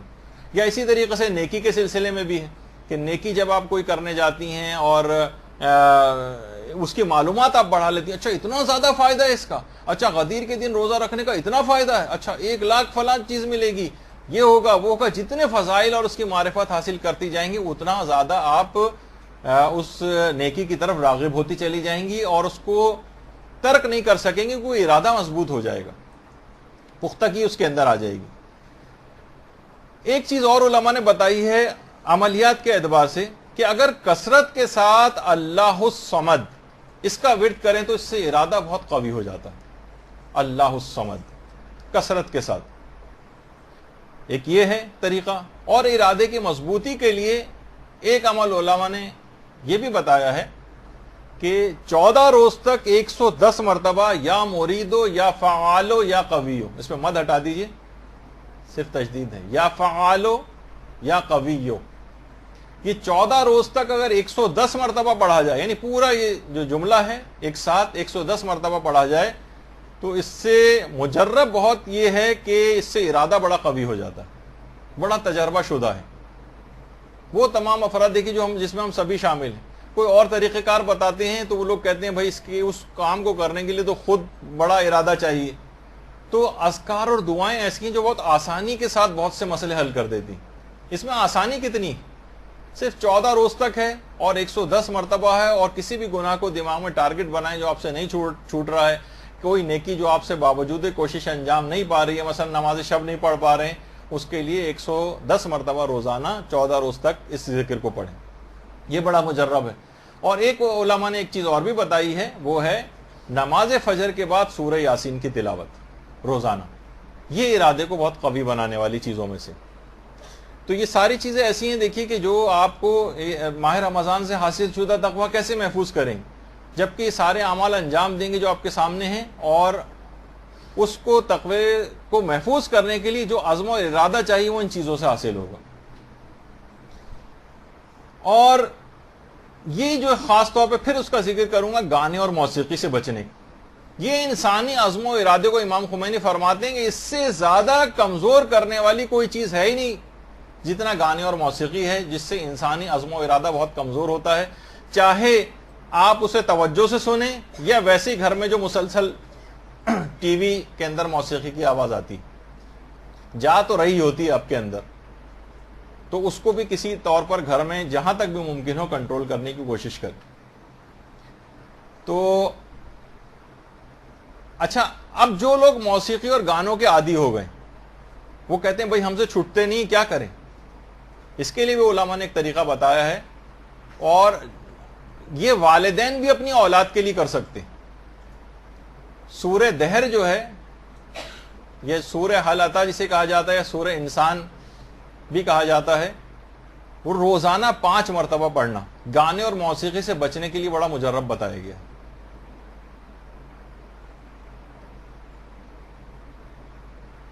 گانے اور موسیقی سے بچنے کے لیے. تو بہرحال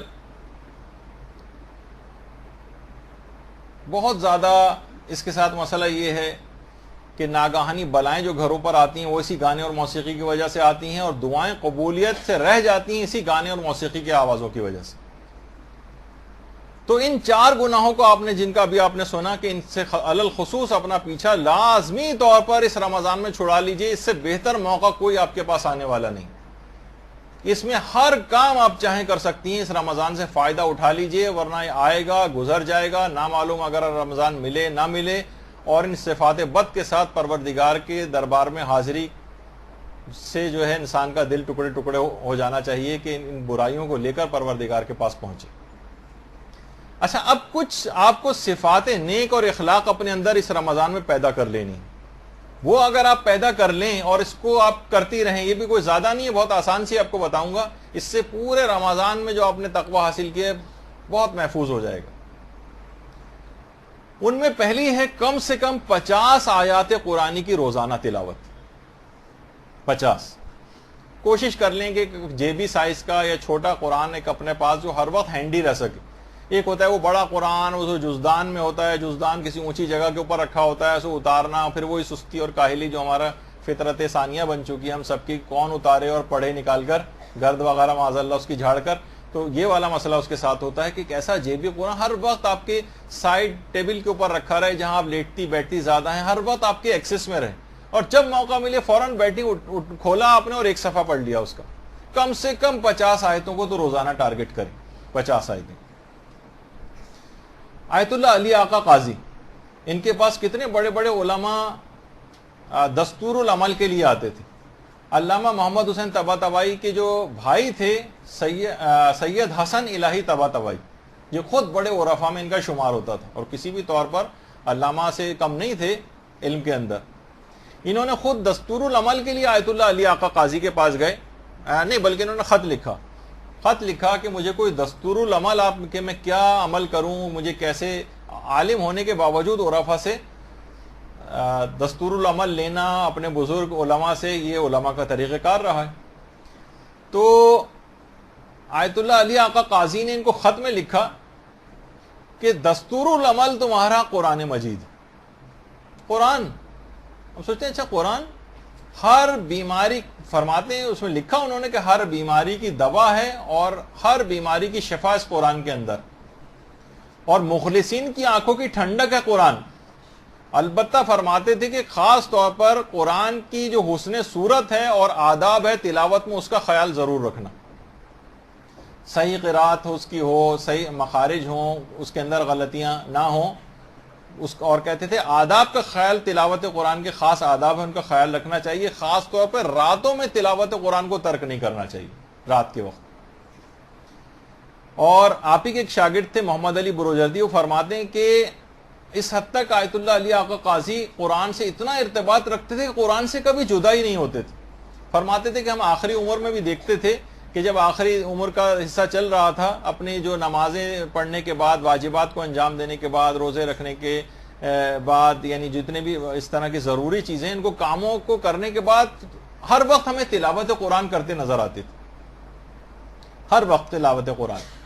آپ ہی کے بیٹے تھے سید حسن قاضی طباطبائی، وہ فرماتے تھے کہ صبح کو قرات قرآن شروع کرتے تھے صبح کے وقت علی الخصوص، اور صحیح قرات سے کرنے پہ بڑا زور دیتے تھے، اور کہتے تھے غلط قرات کے ساتھ پڑھنا قرآن کو یہ سخت بے ادبی۔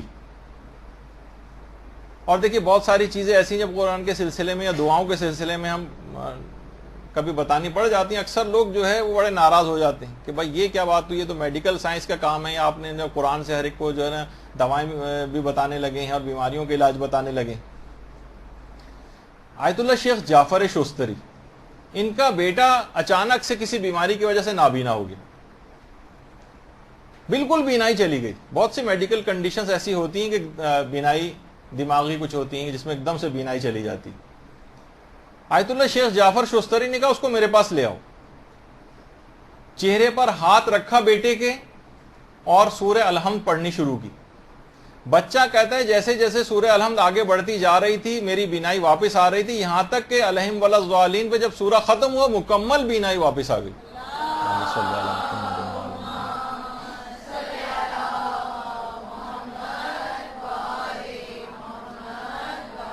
تو بڑی اس کے تلاوت قرآن کے انتہا سے زیادہ فائدے ہیں، اور ہم تو 50 آیات کے لیے علی الخصوص کہہ رہے ہیں۔ آپ سوچ رہے ہوں گے 50 آیتیں، ارے اتنی زیادہ، کچھ بھی 50 آیتیں زیادہ نہیں۔ آیت اللہ سید عبد الکریم کشمیری یہ اپنے شاگردوں کو ہر 40 روز میں ایک ختم قرآن کی تاکید کرتے تھے۔ یہ سمجھیں، آپ بھی سوچیں کہ آیت اللہ سید عبد الکریم کشمیری آپ کو بھی بتا رہے ہیں، ابتدائی جو طالب علم ہوتے تھے ان کو کہتے تھے 40 روز میں کم سے کم ایک مرتبہ قرآن ختم ہو جانا چاہیے اگر تم واقعی کچھ اپنے روحانی طور پر کچھ بڑے بننا چاہتے ہو۔ 40 روز۔ اور جو خاص شاگرد تھے ان کو 3 دن میں ختم قرآن کرنے کو کہتے تھے، خاص شاگردوں کے لیے۔ ظاہر ہے جو سینئر ہو گئے ہیں اور بڑے مرتبہ کو حاصل کر لیا ہے، اور اگر کوئی شاگرد 3 دن میں ختم قرآن نہیں کر پاتا تھا خاص شاگردوں میں سے، اسے سخت سست کہا کرتے تھے، کہتے تھے تم بہت سست ہو گئے، تم روحانی اعتبار سے یعنی پیچھے چلے جاؤ گے۔ لیکن ابتدائی طالب علموں کو ہر 40 روز میں ایک ختم قرآن کا کہتے تھے۔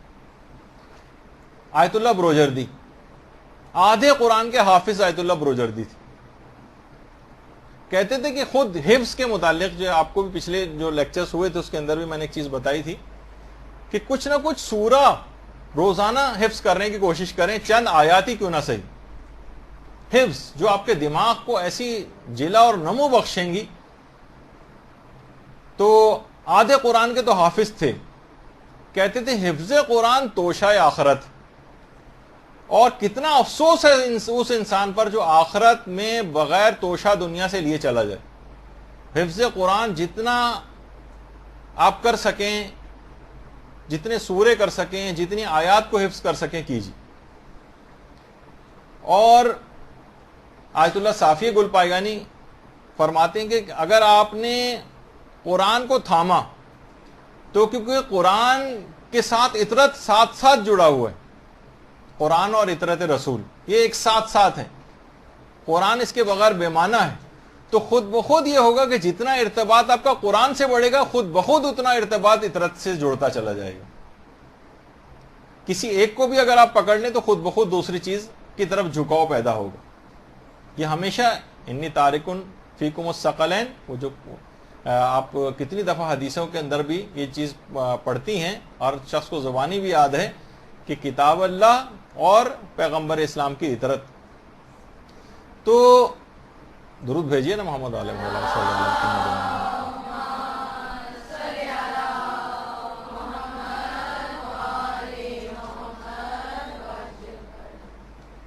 تو جتنا اس سے ارتباط آپ کا بڑھتا چلا جائے گا، فرماتے تھے کہ اتنا ہی محمد و آل محمد علیہ السلام سے بھی ارتباط بڑھے گا. اور ایک شکایت ہے جو کہ آیت اللہ حسن زادہ عاملینی بہت سادہ زندگی گزارتے ہیں. یہ اپنے کسی جگہ جانے کے لیے بس کا انتظار کر رہے ہیں. آیت اللہ حسن زادہ عاملی فرماتے نہ جانے کتنے لوگ میں نے ایسے دیکھے ہیں جن کو اتنے اشعار یاد ہوتی ہیں اور پورے پورے دیوان یاد ہوتے ہیں. موقع المحل کی مناسبت سے لوگ شعر سناتے ہیں، شعراء کا کلام سناتے ہیں، اقوال سناتے ہیں لوگوں کے. ہم نے فرماتے ہیں ہم نے نہیں دیکھا کوئی برمحل قرآن کی آیت پڑھ رہا ہو، کوئی برمحل موقع محل کی مناسبت سے کوئی حدیث پیغمبر کو، کوئی معصوم کی حدیث کو پیش کر رہا ہو، کوئی موقع المحل کی مناسبت سے علماء کے اقوال کو نقل کر رہا ہو. کاش لوگ فرماتے ہیں جتنا شعراء اور ان کے کلام سے عشق کرتے ہیں کاش قرآن و حدیث سے بھی کرتے. دیکھیے لوگ بچوں کو پڑھنے کے لیے، پڑھائی کے لیے کتنا زیادہ کوششیں کرتے ہیں. کاش ان کے دین اخلاق کے لحاظ سے قرآن سے ارتباط بڑھانے کے لیے کچھ کوششیں کرتے. دیکھیے جس سے پہلے ذکر ہوا کہ قرآن براہ راست بچوں کے، جو بھی شخص پڑھ رہا ہوتا ہے، الخصوص جب ہم بچوں کی بات کریں، دماغ پر اثر انداز ہوتا ہے. اور اس حد تک ہوتا ہے اثر انداز، اور صرف انسانی دماغ پر ہی نہیں بلکہ ایک تجربہ کیا گیا ترکی میں ایک یونیورسٹی کے اندر. یہ دیکھیے یہ چیزیں یہاں پر پیش نہیں کی جاتی ہیں، ہوتی ہیں تو بہت چھوٹی خبریں لگتی ہیں. کچھ ہی عرصے پہلے ترکی میں ایک یونیورسٹی میں ایک تجربہ ہوا. ایک ہی طرح کے ماحول میں، ایک ہی طرح کی فضا میں، ایک ہی طرح کی آب و ہوا میں، ایک ہی طرح کے پودوں کے 2 گروپس بنائے. ایک گروپ وہ تھا جو کہ عام طریقے سے جس طرح سے پانی وانی دیا جاتا ہے اور سب کچھ اس طرح سے، صرف دونوں کو ایک ہی طرح سے ٹریٹ کیا گیا. بس ایک گروپ جو تھا پودوں کا، وہاں پر روزانہ 5 گھنٹے تلاوت قرآن لگا کے رکھتے تھے اس پودے کے پاس جہاں پر جن پودوں کے اوپر تجربہ کیا. تو یہ دیکھا گیا کہ ان پودوں کے مقابلے میں جس جگہ پر تلاوت قرآن ہو رہی تھی، ان پودوں کی نشو و نما اور بالیدگی میں دگنا اضافہ ہو گیا.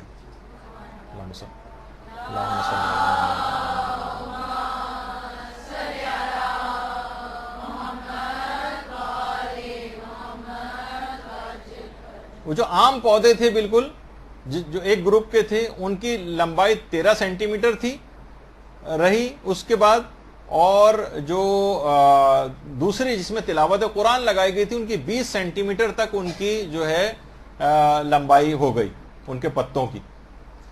تو بہرحال اس سے اندازہ لگائیں کہ ایک انسان کے دماغ کے اندر کتنی بالیدگی، کتنی زیادہ ذہانت، فطانت اس قرآن کے ذریعے پیدا ہوگی اگر بچوں کو قرآن کے اندر زیادہ سے زیادہ لگایا جائے. کتنی ہوشیاری بچوں کے اندر آ جائے گی. آج بچے اور نوجوان ہمارے قرآن سے بہت دور ہیں، اور جو بھی تلاوت قرآن کرتا ہے اس کا حافظہ بھی بڑا قوی ہو جاتا ہے، یادداشت اس کی بڑی قوی ہو جاتی ہے. جو مطالب اس کو عام زندگی میں بھی اگر قرآن سے، تو جو چیزیں ظاہر ہے اپنے اسکول، کالج، یونیورسٹی کے لیے یاد کرے گا وہ بھی اس کو پوری یاد رہیں گی. اور آیت اللہ حسن زادہ عاملی یہ بھی فرماتے ہیں کہ ویسے تو پورا قرآن ہی انسان کی یادداشت پر مثبت اثر انداز ہوتا ہے، یادداشت بہت قوی ہوتی ہے، لیکن علی الخصوص آیت الکرسی جو ہے اس کی تلاوت روزانہ کرنے سے تو بہت ہی زیادہ، یعنی پورے قرآن میں بھی سب سے زیادہ سمجھیں کہ وہ آیت الکرسی ہے جو کہ حافظے کے اوپر اثر انداز ہوتی.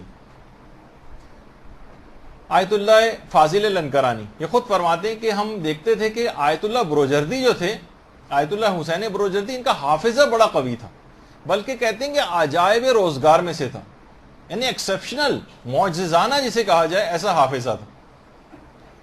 خود فرماتے ہیں کہ ایک دفعہ میں خود آیت اللہ فاضل لنکرانی کہہ رہے ہیں میرے ساتھ جو مرزا حسن نوری تھے اور جعفر احمدی جو کہ خود داماد تھے آیت اللہ بروجردی کے، وہ میرے ساتھ تھے، اور سید محمد حسن جو کہ بیٹے تھے آیت اللہ بروجردی کے وہ بھی ساتھ تھے. ہم سب آیت اللہ بروجردی کے پاس گئے، جو سیدھے ہاتھ پہ ہیں وہ ہیں آیت اللہ بروجردی. آیت اللہ بروجردی کے پاس گئے تو آیت اللہ بروجردی کے پاس تمام علم رجال اور تمام اسناد حدیث اپنے پاس اشاریوں میں انہوں نے کوڈ ورڈز کے اندر لکھے ہوئے تھے. کہہ رہے کسی بات چیت کے اندر کسی راوی کی تفصیل میں 45 منٹ تک آیت اللہ بروجردی نے ایک مفصل واقعہ سنایا کسی راوی کے حالات پر. 45 منٹ، پونے گھنٹے تک. اور کہنے لگے کہ یہ واقعہ میں نے فلاں کتاب سے آج سے 42 سال پہلے پڑھا تھا. کہہ رہے ہم لوگ حیران رہ گئے، کسی شخص نے 42 سال پہلے کسی کتاب میں اس واقعے کو پڑھا ہو اور 45 منٹ تک اس مفصل اس واقعے کو بیان کیا انہوں نے، تو تمام جزیات کے ساتھ، کہ ہم لوگ حیران رہ گئے.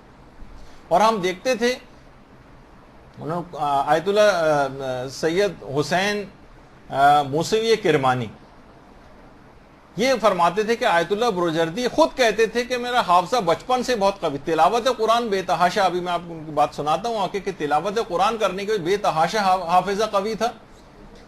اور اس کے بعد یہ خود فرماتے ہیں حسین کرمانی کہ ہم دیکھتے تھے کہ 95 سال کی عمر میں بھی اپنے بیٹے سے کہتے تھے، حافظہ اس قدر قوی تھا، اپنے بیٹے سے کہتے تھے جاؤ کتاب خانے میں جو 40واں ریک رکھا ہے، 40واں ریک، اس کی 12ویں رو میں میری 26ویں کتاب لے آؤ جا کر، فلاں کتاب ہے وہ 26 نمبر پہ رکھی ہوئی.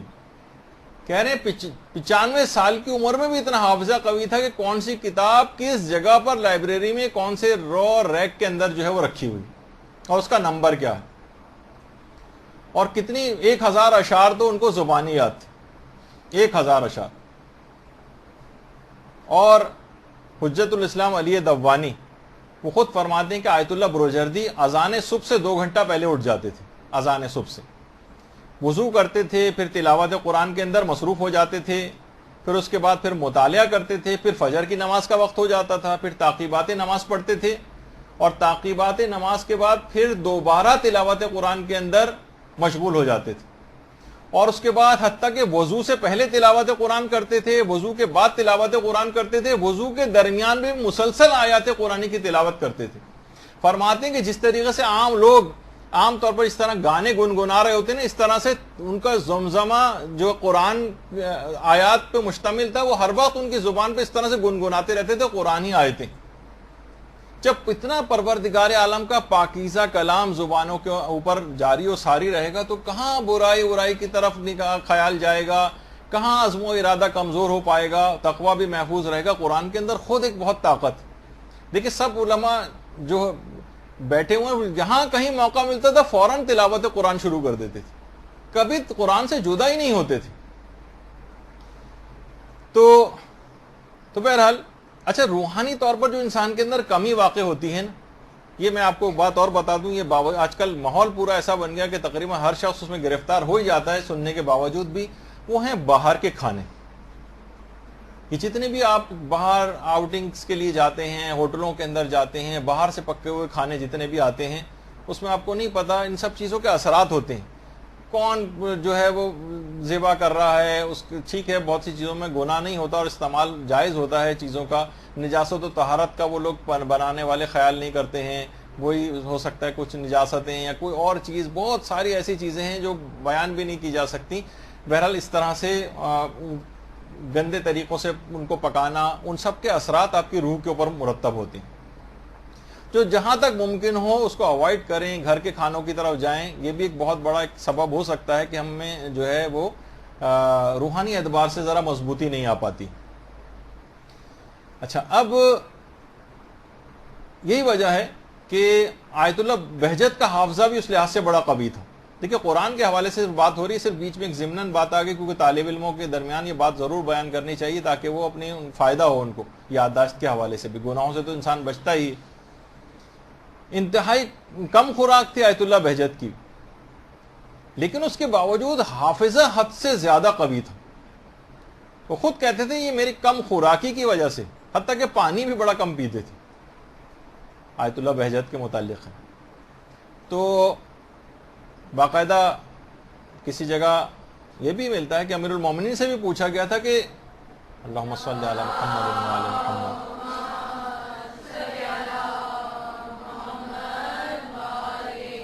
کہ اتنی کم خوراکی کے باوجود آپ اتنے قوی کیسے ہیں؟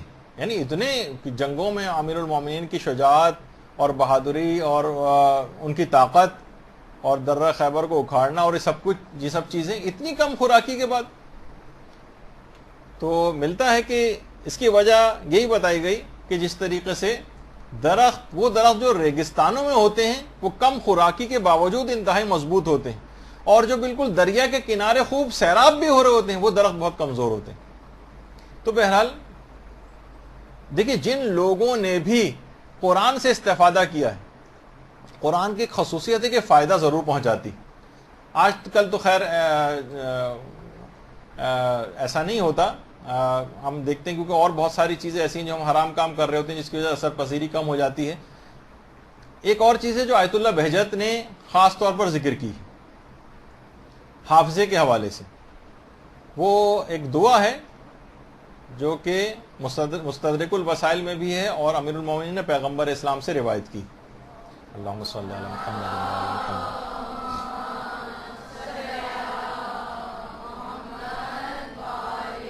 یہ آپ دیکھ لیجئے گا بہت ساری جگہوں کے اوپر ہے، سبحان من لا یعتدی علی اہل مملکتہ. یہ جو ہے ہر نماز کے بعد اگر اس کو پڑھا جائے تو بہت زیادہ مجرب ہے حافظے کے حوالے سے بھی، لیکن اتنا وقت ابھی نہیں کہ اس کو آپ اتارنے کا ٹائم دیا جائے. تو میں یہ بتا رہا تھا جس کسی نے بھی اس سے فائدہ اٹھایا ہے. آج کل مصر کے حوالے سے ایک تنظیم کا بہت زیادہ نام اور تذکرہ آتا ہے. اب تنظیمیں بھی بعض اوقات اپنے رخ بدل لیتی ہیں اور تبدیل ہو جاتی ہیں، لیکن ابتدائی طور پر اخوان المسلمون یا اخوان المسلمین جو ہے مصر میں حسن البنا نے جو قائم کی تھی، تو باقاعدہ کہہ رہے ہیں ان کو ابتدائی طور پر جو کامیابیاں ملی وہ کہتے تھے قرآن کی وجہ سے. ہم موجودہ اس کی بات نہیں کر رہے، ابتدائی طور پر نہیں. کوئی شخص بھی اگر مسلمان قرآن کی تلاوت کرے گا تو لازمی طور پر اسے کچھ فائدے ضرور حاصل ہوں گے. وہ کہتے تھے کہ ہر اخوان کے لیے لازمی تھا کہ وہ روزانہ آدھا پارہ روزانہ پڑھے گا، سورہ یاسین، سورہ دخان، سورہ واقعہ اور سورہ ملک. یہ خاص طور پر وہ ایک دن بھی ناغہ نہیں کرے گا، یہ باقاعدہ اوتھ لیا جاتا تھا ان سے. اور اسی طریقے سے ہر شب جمعہ اور روز جمعہ سورہ کہف اور سورہ آل عمران کی تلاوت لازمی تھی. تو خود وہ لوگ بتاتے ہیں کہ ابتدائی طور پر اخوان کو جس تیزی کے ساتھ کامیابیاں ملی، اور اس کے بعد ظاہر ہے جب انسان دور ہوتا جاتا ہے اور اس کے مقاصد جو تبدیل ہوتے جاتے ہیں تو تنظیموں کے اوپر بھی زوال آتا ہے. لیکن قرآن سے جو بھی استفادہ کرے گا اور فائدہ اٹھائے گا، قرآن اپنے تمام نچھاور کرے گا اس کے اوپر فائدے، کم سے کم دنیاوی فائدے. تو اگر وہ مومن نہیں بھی ہے تو دنیاوی فائدے اس کو ضرور حاصل ہوں گے. اور یہی چیز آج کل حزب اللہ کے سلسلے میں بھی ہم کو نظر آتی ہے کہ ان کی اپنی ٹریننگ کے اندر باقاعدہ روزانہ کی بنیاد پر تلاوت قرآن، روزانہ کی بنیاد پر نماز شب اور کچھ ایسے خاص اعمال ہیں جو کہ وہ لوگ انجام دیتے ہیں، جب بھی دنیا کی کتنی بڑی بڑی طاقتوں کو اس انداز سے شکست دی. اچھا آپ دیکھیں آج کل کے حوالے سے، دیکھیں رمضان شروع ہو رہا ہے اور افسوس کی بات ہے کتنے شیعہ افراد ایسے ہیں کہ اس وقت جو تشیع کی خاص طور پر جو پوری دنیا کی طاقتیں ان کے اوپر لگی ہوئی ہیں. عراق کے حوالے سے اکثر لوگوں کو پتہ بھی نہیں، اچھا کچھ حالات خراب ہیں، سنا ہے کہ حالات خراب ہیں عراق کے، ان کو نہیں پتہ کہ کتنے بڑے بڑے خطرات اب یہاں پر منڈلا رہے ہیں اور ان جگہوں کے اوپر بھی منڈلا رہے ہیں، لیکن لوگ دعا تک سے غافل. کتنے مظالم بچوں کے ساتھ سوچئے کہ جو کہ اپنے گھروں کے اندر ہوتے تھے، کتنے حسرت و یاس کے ساتھ اپنے ان گھروں کو یاد کرتے ہیں، مظالم ان کے دیکھی. اور اتنے بزرگوں کے اندر بھی ایسا جوش اور جذبہ کہ آیت اللہ سیستانی کے اس فتوے کے بعد خاص طور پر بوڑھے تک آ کر جو اصرار کر رہے ہیں. باقاعدہ شخص آیا ہے اس جگہ پہ جہاں ریکروٹمنٹ ہو رہا ہے فوجیوں کے طور پر، وہ کہہ رہا نہیں ہر صورت میں مجھے بھی محاذ جنگ پر بھیجا جائے، اور ضد کر رہا ہے اور لوگ اس کو سمجھا رہے ہیں. تو اتنا ان کے اندر اس انداز سے چیز پیدا ہوتی. تو ظالموں کی نابودی کے حوالے سے اس رمضان کو بہترین رمضان اپنا قرار دے دیں اور اس سے بھرپور استفادہ کر لیں. اس رمضان سے بہترین طریقے سے استفادہ، اور کوشش یہ کریں کہ محافل دعا کا انعقاد گھر گھر ہو جائے، اور ان جو بھی دعائیں ہیں، دعاؤں کی محفلیں ہیں، ان کے اندر علی الخصوص دعائے جوشن صغیر، اس کا علی الخصوص اہتمام کریں. سید حسن نصر اللہ، ان سے باقاعدہ جب انٹرویو لیا گیا کہ سنا ہے کہ آپ نے اسرائیل سے جب جنگ ہو رہی تھی 1 ماہ تک مسلسل حزب اللہ کے جوانوں کے ساتھ راتوں میں جاگ کر دعائے جوشن صغیر آپ پڑھتے بھی تھے اور دوسروں کو بھی تاکید کرتے تھے، کیا یہ بات صحیح ہے؟ حسن نصر اللہ سے باقاعدہ انٹرویو لیا گیا. انہوں نے فرمایا کہ یہ جو تاکید ہے دعائے جوشن صغیر پڑھنے کی، یہ اصل میں میری نہیں تھی، بلکہ یہ قائد انقلاب اسلامی آیت اللہ خامنہئی نے اس پر خاص طور پر تاکید کی تھی. انہوں نے تاکید کی تھی کہ ہم جب بھی ان سے ملاقات کے لیے جاتے تھے انہوں نے ہمیشہ ہمیں خدا سے رابطے، قرآن سے انس اور دعا سے محبت کرنے کی تاکید کی. کہہ رہے ہیں جب بھی ہم ان کے پاس گئے انہوں نے ان چیزوں پر باقاعدہ تاکید کی ہے، دعا سے محبت کرنے کی. دعا کے بارے میں خاص جو نصیحتیں تھیں ان کی، انہی میں ایک دعائے جوشن صغیر کی نصیحت بھی رہبر انقلاب اسلامی نے کی. خود حسن نصر اللہ فرماتے ہیں اپنے انٹرویو میں کہ جوشن صغیر لبنان میں ہم لوگوں کے لیے ایک بالکل نئی چیز تھی. اس سے پہلے لوگ شب قدر کے اندر دعائے جوشن کبیر پڑھتے تھے، مگر دعائے جوشن صغیر پڑھنے کا رجحان بالکل بھی نہیں تھا. لوگ ناواقف تھے، نہ اس کے پیغامات سے واقفیت تھی، نہ اس کے مفاہیم سے واقف تھے. لیکن جب ہم نے پڑھنا شروع کیا اس کو تو لگا یہ تو جوشن صغیر بالکل ہمارے حالات کے مطابق ہے. اس کے بعد ہم نے لبنانی قوم کے جو جوان ہیں اور حزب اللہ کے جو جوان ہیں ان کو پھر اس بات کی تعلیم کی اور قائد انقلاب اسلامی کی نصیحت سے ان کو آگاہ کیا. اور حقیقت یہ ہے کہ اس دعا کی جو فیوز و برکات ہیں اس کو سب کے سب جو کہ اس کے بعد ہم نے تمام مجاہدین کو اور لبنانی عوام کو بھی جو وہ بتائی ہیں، وہ سب کی سب رہبر انقلاب اسلامی کی نصیحتوں کی وجہ سے. یہ باقاعدہ انٹرویو انہوں نے دیا. تو خاص طور پر یہ بڑی عجیب و غریب دعا ہے، دعائے جوشن صغیر. اس کو سب لوگ اجتماع کے جو انفرادی طور پر پڑھ سکتا ہو وہ انفرادی طور پر ان ظالموں کی نابودی کے لیے پڑھے جو آج مسلسل نقصان پہنچا رہے ہیں.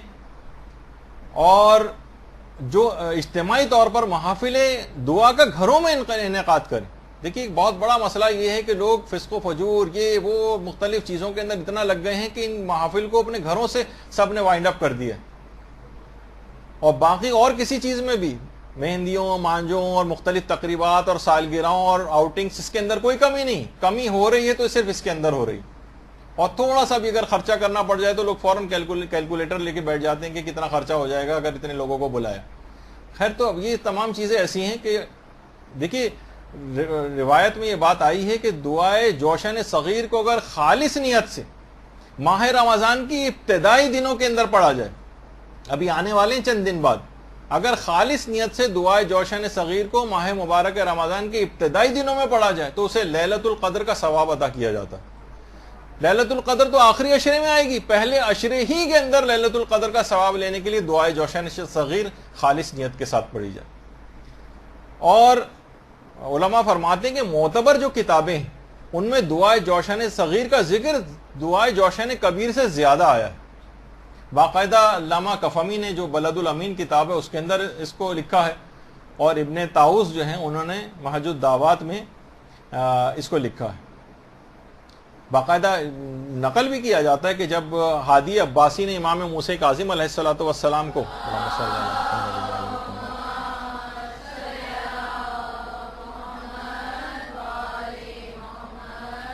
اس نے جب امام کو قتل کا ارادہ کیا تھا تو امام نے اس دعا کو پڑھا تھا، اور اس کے بعد خواب میں پیغمبر اسلام آئے تھے اور کہا تھا کہ کل پروردگار تمہارے دشمن کو ہلاک کر دے گا، اور اگلے دن اس کی پھر موت کی خبر آئی تھی.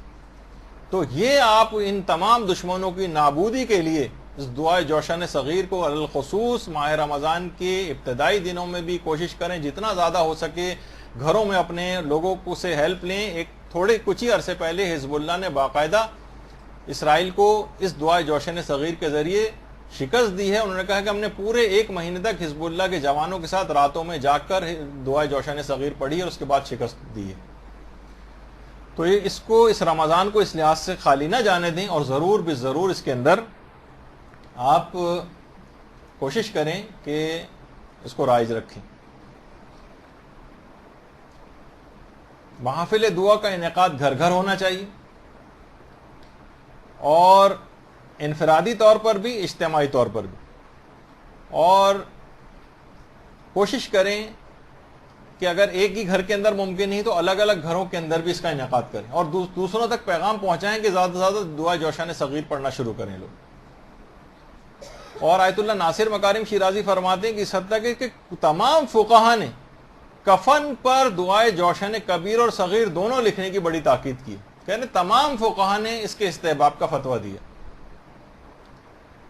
تو قوم کو ہر لحاظ سے دیکھیے ضرورت ہوتی ہے، علم کے لحاظ سے بھی ضرورت ہوتی ہے، وسائل کے اعتبار سے بھی ضرورت ہوتی ہے، عبادتوں کے لحاظ سے بھی ضرورت ہوتی ہے، دعاؤں کے لحاظ سے بھی ضرورت ہوتی ہے، سب اپنی اپنی جگہ پر ضروری ہیں، معاشیات بھی ضروری ہے، پیسہ کمانا بھی ضروری، ورنہ کہاں دیکھیے ابھی حزب اللہ نے شام میں لڑتے ہوئے جو حزب اللہ کے جوان شہید ہوئے ہیں، ہر جوان کے ورثہ کو $50,000 دیں، ہر جوان، یہ سمجھے 50 لاکھ روپے کے برابر ہر جوان کے گھر والوں کو تک پہنچائیں۔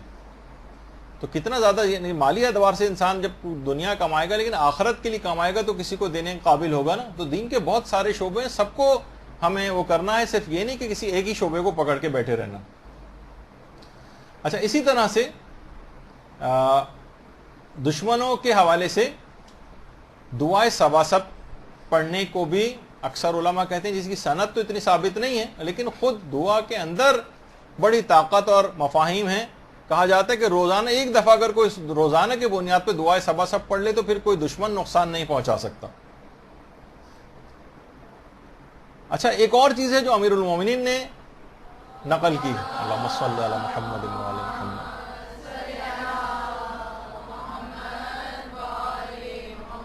دشمنوں سے حفاظت کے لیے، اور وہ ہے کہ اذان اور اقامت کے درمیان سجدے میں جائیں اور اس دعا کو پڑھیں، رب لک سجدت خاضعا خاشعا ذلیلا۔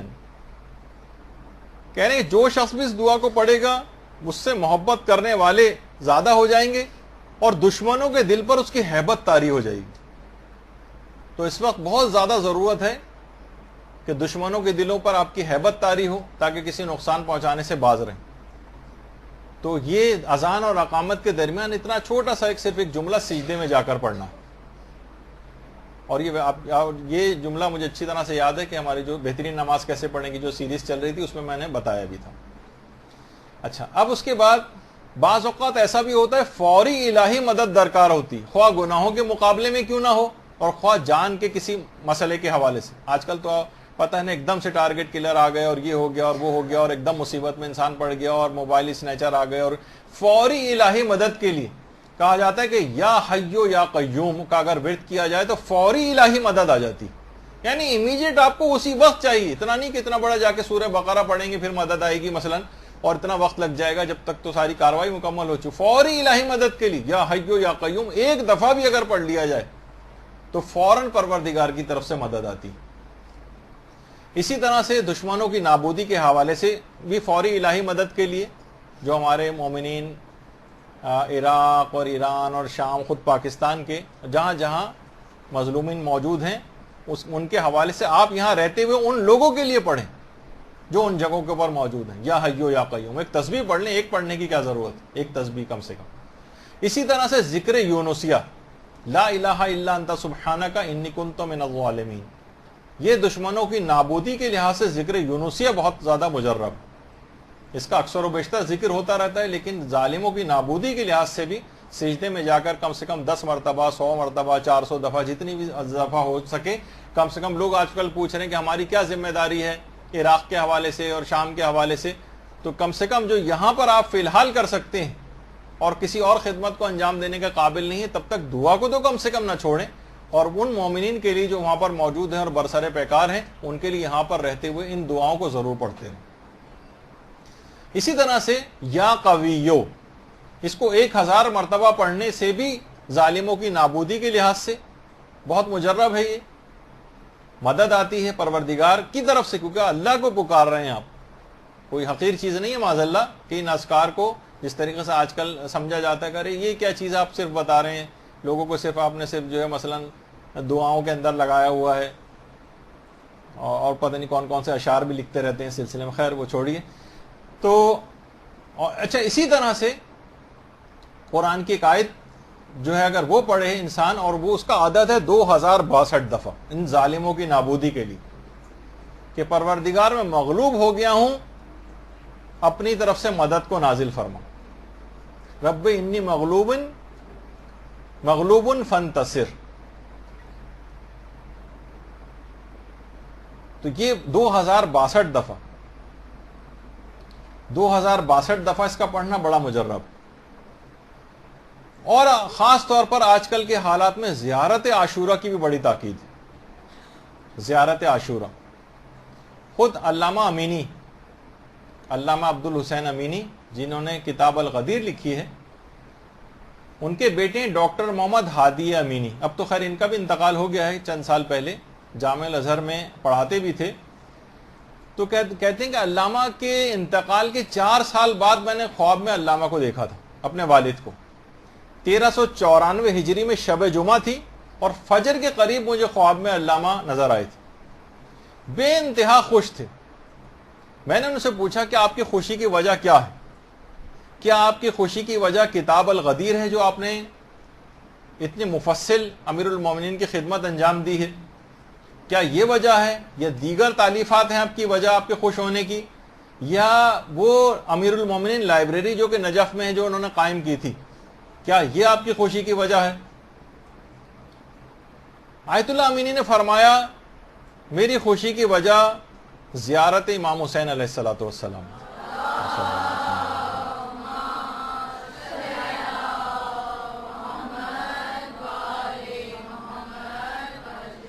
ان کے بیٹے نے کہا کہ اس زمانے میں حالات صحیح بھی نہیں تھے. کہا کہ بابا آپ کو تو پتہ ہے کہ حالات کتنے خراب ہیں، ہم زیارت امام حسین کے لیے تو وہاں پر نہیں جا سکتے بار بار.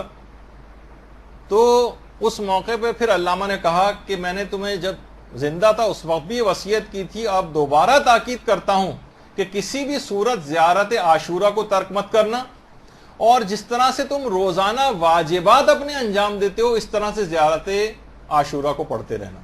جس طریقے سے تم روزانہ کی بنیاد پر واجبات کو انجام دیتے ہو. دیکھیں ہمارے علماء اتنے حساس رہے ہیں خاص طور پر زیارت عاشورہ کی آج کل ظالموں کی نابودی کی نیت سے پڑھنا.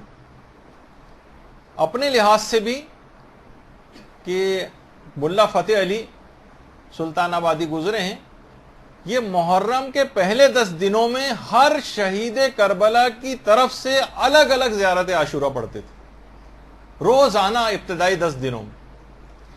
حتیٰ کہ جس وقت ان کی روح جسم سے نکل رہی تھی اس وقت بھی زیارت عاشورہ ان کی زبان پر تھی. یہی وجہ ہے کہ شیخ محمد حسین غروی اصفہانی کمپانی ایک ہمارے ایک عالم گزرے ہیں، اور مسلسل فقہ اور اصول کے اندر تو ان کی ظاہر کتابیں اور خدمات تھیں، لیکن مسلسل زیارت عاشورہ کو پڑھنے کے اتنے عادی تھے کہ ان کی خاص دعا تھی کہ پروردگار میرا جس وقت انتقال ہو تو میری زبان پر آخری کلمات زیارت عاشورہ کے ہوں. اور جس وقت ان کا انتقال ہوا شیخ غروی کا اس وقت ان کے آخری کلمات ان کی زبان پر زیارت عاشورہ ہی تھی. تو اتنا لوگوں نے باقاعدہ اسی عاشورہ زیارت عاشورہ باقاعدہ عاشورہ بریگیڈ ایک بنایا گیا ہے ظالموں سے مقابلے کے لیے حال ہی میں وہاں پر. تو اور خود علی آقا قاضی جن کا اتنا زیادہ تذکرہ ہماری گفتگو کے اندر اکثر و بیشتر آتا رہتا ہے، وہ خود فرماتے تھے کہ اب میں جس مقام پہ بھی اس وقت ہوں صرف 2 چیزوں کی وجہ سے یہاں تک پہنچا ہوں، ایک تو قرآن کریم کی بدولت اور دوسرا زیارت حضرت سید الشہداء کی بدولت. اللہم صلی اللہ علیہ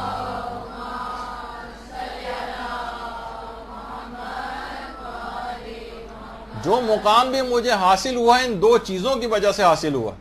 دیکھیے ابھی ہم نے کہا 50 آیات تلاوت قرآن روزانہ کرنا اور ہر وقت قرآن کو اپنے اوڑھنا بچھونا قرار دینا، اور اسی طریقے سے زیارت عاشورہ بھی اگر انسان اس انداز سے کرتا رہے. آیت اللہ سید تقی موسوی اصفہانی جو صاحب مکیال المکارم کہلاتے ہیں، ان کے خادم کے بھائی نے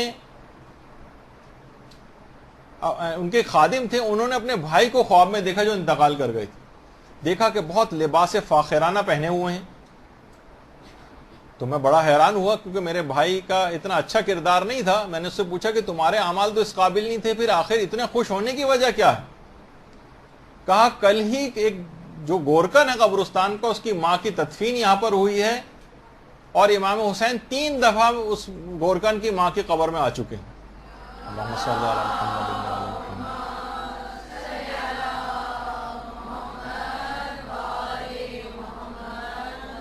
اور اطراف کی جتنی بھی قبریں ہیں, اس گورکن کی ماں کی اطراف کی جتنی بھی قبریں ہیں, ان سب کو امام حسین کی طرف سے لباس فاخرہ عطا کیا گیا. اللہم صلی علی محمد و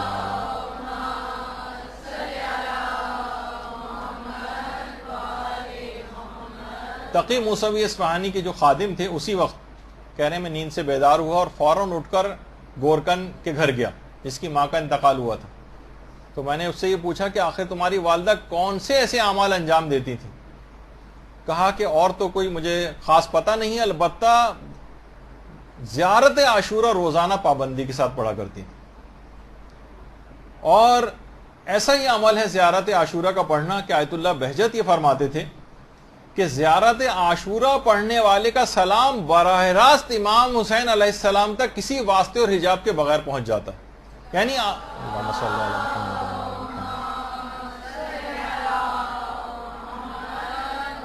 علی محمد. تو دیکھیے ہمارے ساتھ یہی بڑا مسئلہ ہے کہ ان تمام چیزوں کے اوپر عمل پیرا نہیں ہوتے ہیں. جتنا مجھے ابھی سمجھیں کہ آدھا حصہ اس کا بیان ہوا ہے, اور آدھا حصہ ہم کیا کریں اس لحاظ سے یہ آئندہ جو ہماری نشست ہوگی اگلی, اس کے اندر بیان کریں گے. آج کی حد تک صرف 2 پیغامات خاص طور پر رہے کہ ایک تو آپ کو 4 برائیوں سے اپنا پیچھا چھڑانا ہے, اگر سارا سال جس رمضان سے حاصل شدہ تقوی کو استعمال کرنا, ورنہ یہ سب ضائع ہو جائے گا.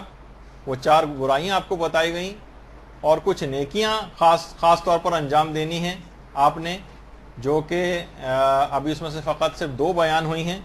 البتہ بیچ میں بھی بہت سی کارآمد باتیں اور عملیات وغیرہ آتے رہے ہیں. تو یہاں پر ہم فی الحال اس اپنی گفتگو کو روکتے ہیں, تاکہ اب جو آئندہ ہماری جو نشست ہوگی اس کا سمجھے پارٹ 2 ہوگا. ابھی بات مکمل نہیں ہوئی کیونکہ اور وقت ختم ہو گیا. تو انشاءاللہ اس پہ عمل کرنا شروع کریں. جتنی باتیں بتائی ہیں جیسے جیسے عمل کرتی جائیں گی, عزم و ارادے کے اندر پختگی انشاءاللہ آئے گی, اور پھر آپ دیکھیں گے پورا رمضان, اس کوشش کریں کہ اس رمضان کو پچھلے گزرے ہوئے رمضانوں کی طرح سے نہ لیں, اور ایک نئے عزم و حوصلے اور ارادے کے ساتھ اس رمضان کو گزاریں جو کہ کچھ دنوں بعد شروع ہونے والا ہے. بس صلی اللہ علی محمد وآلہ الطیبین الطاہرین.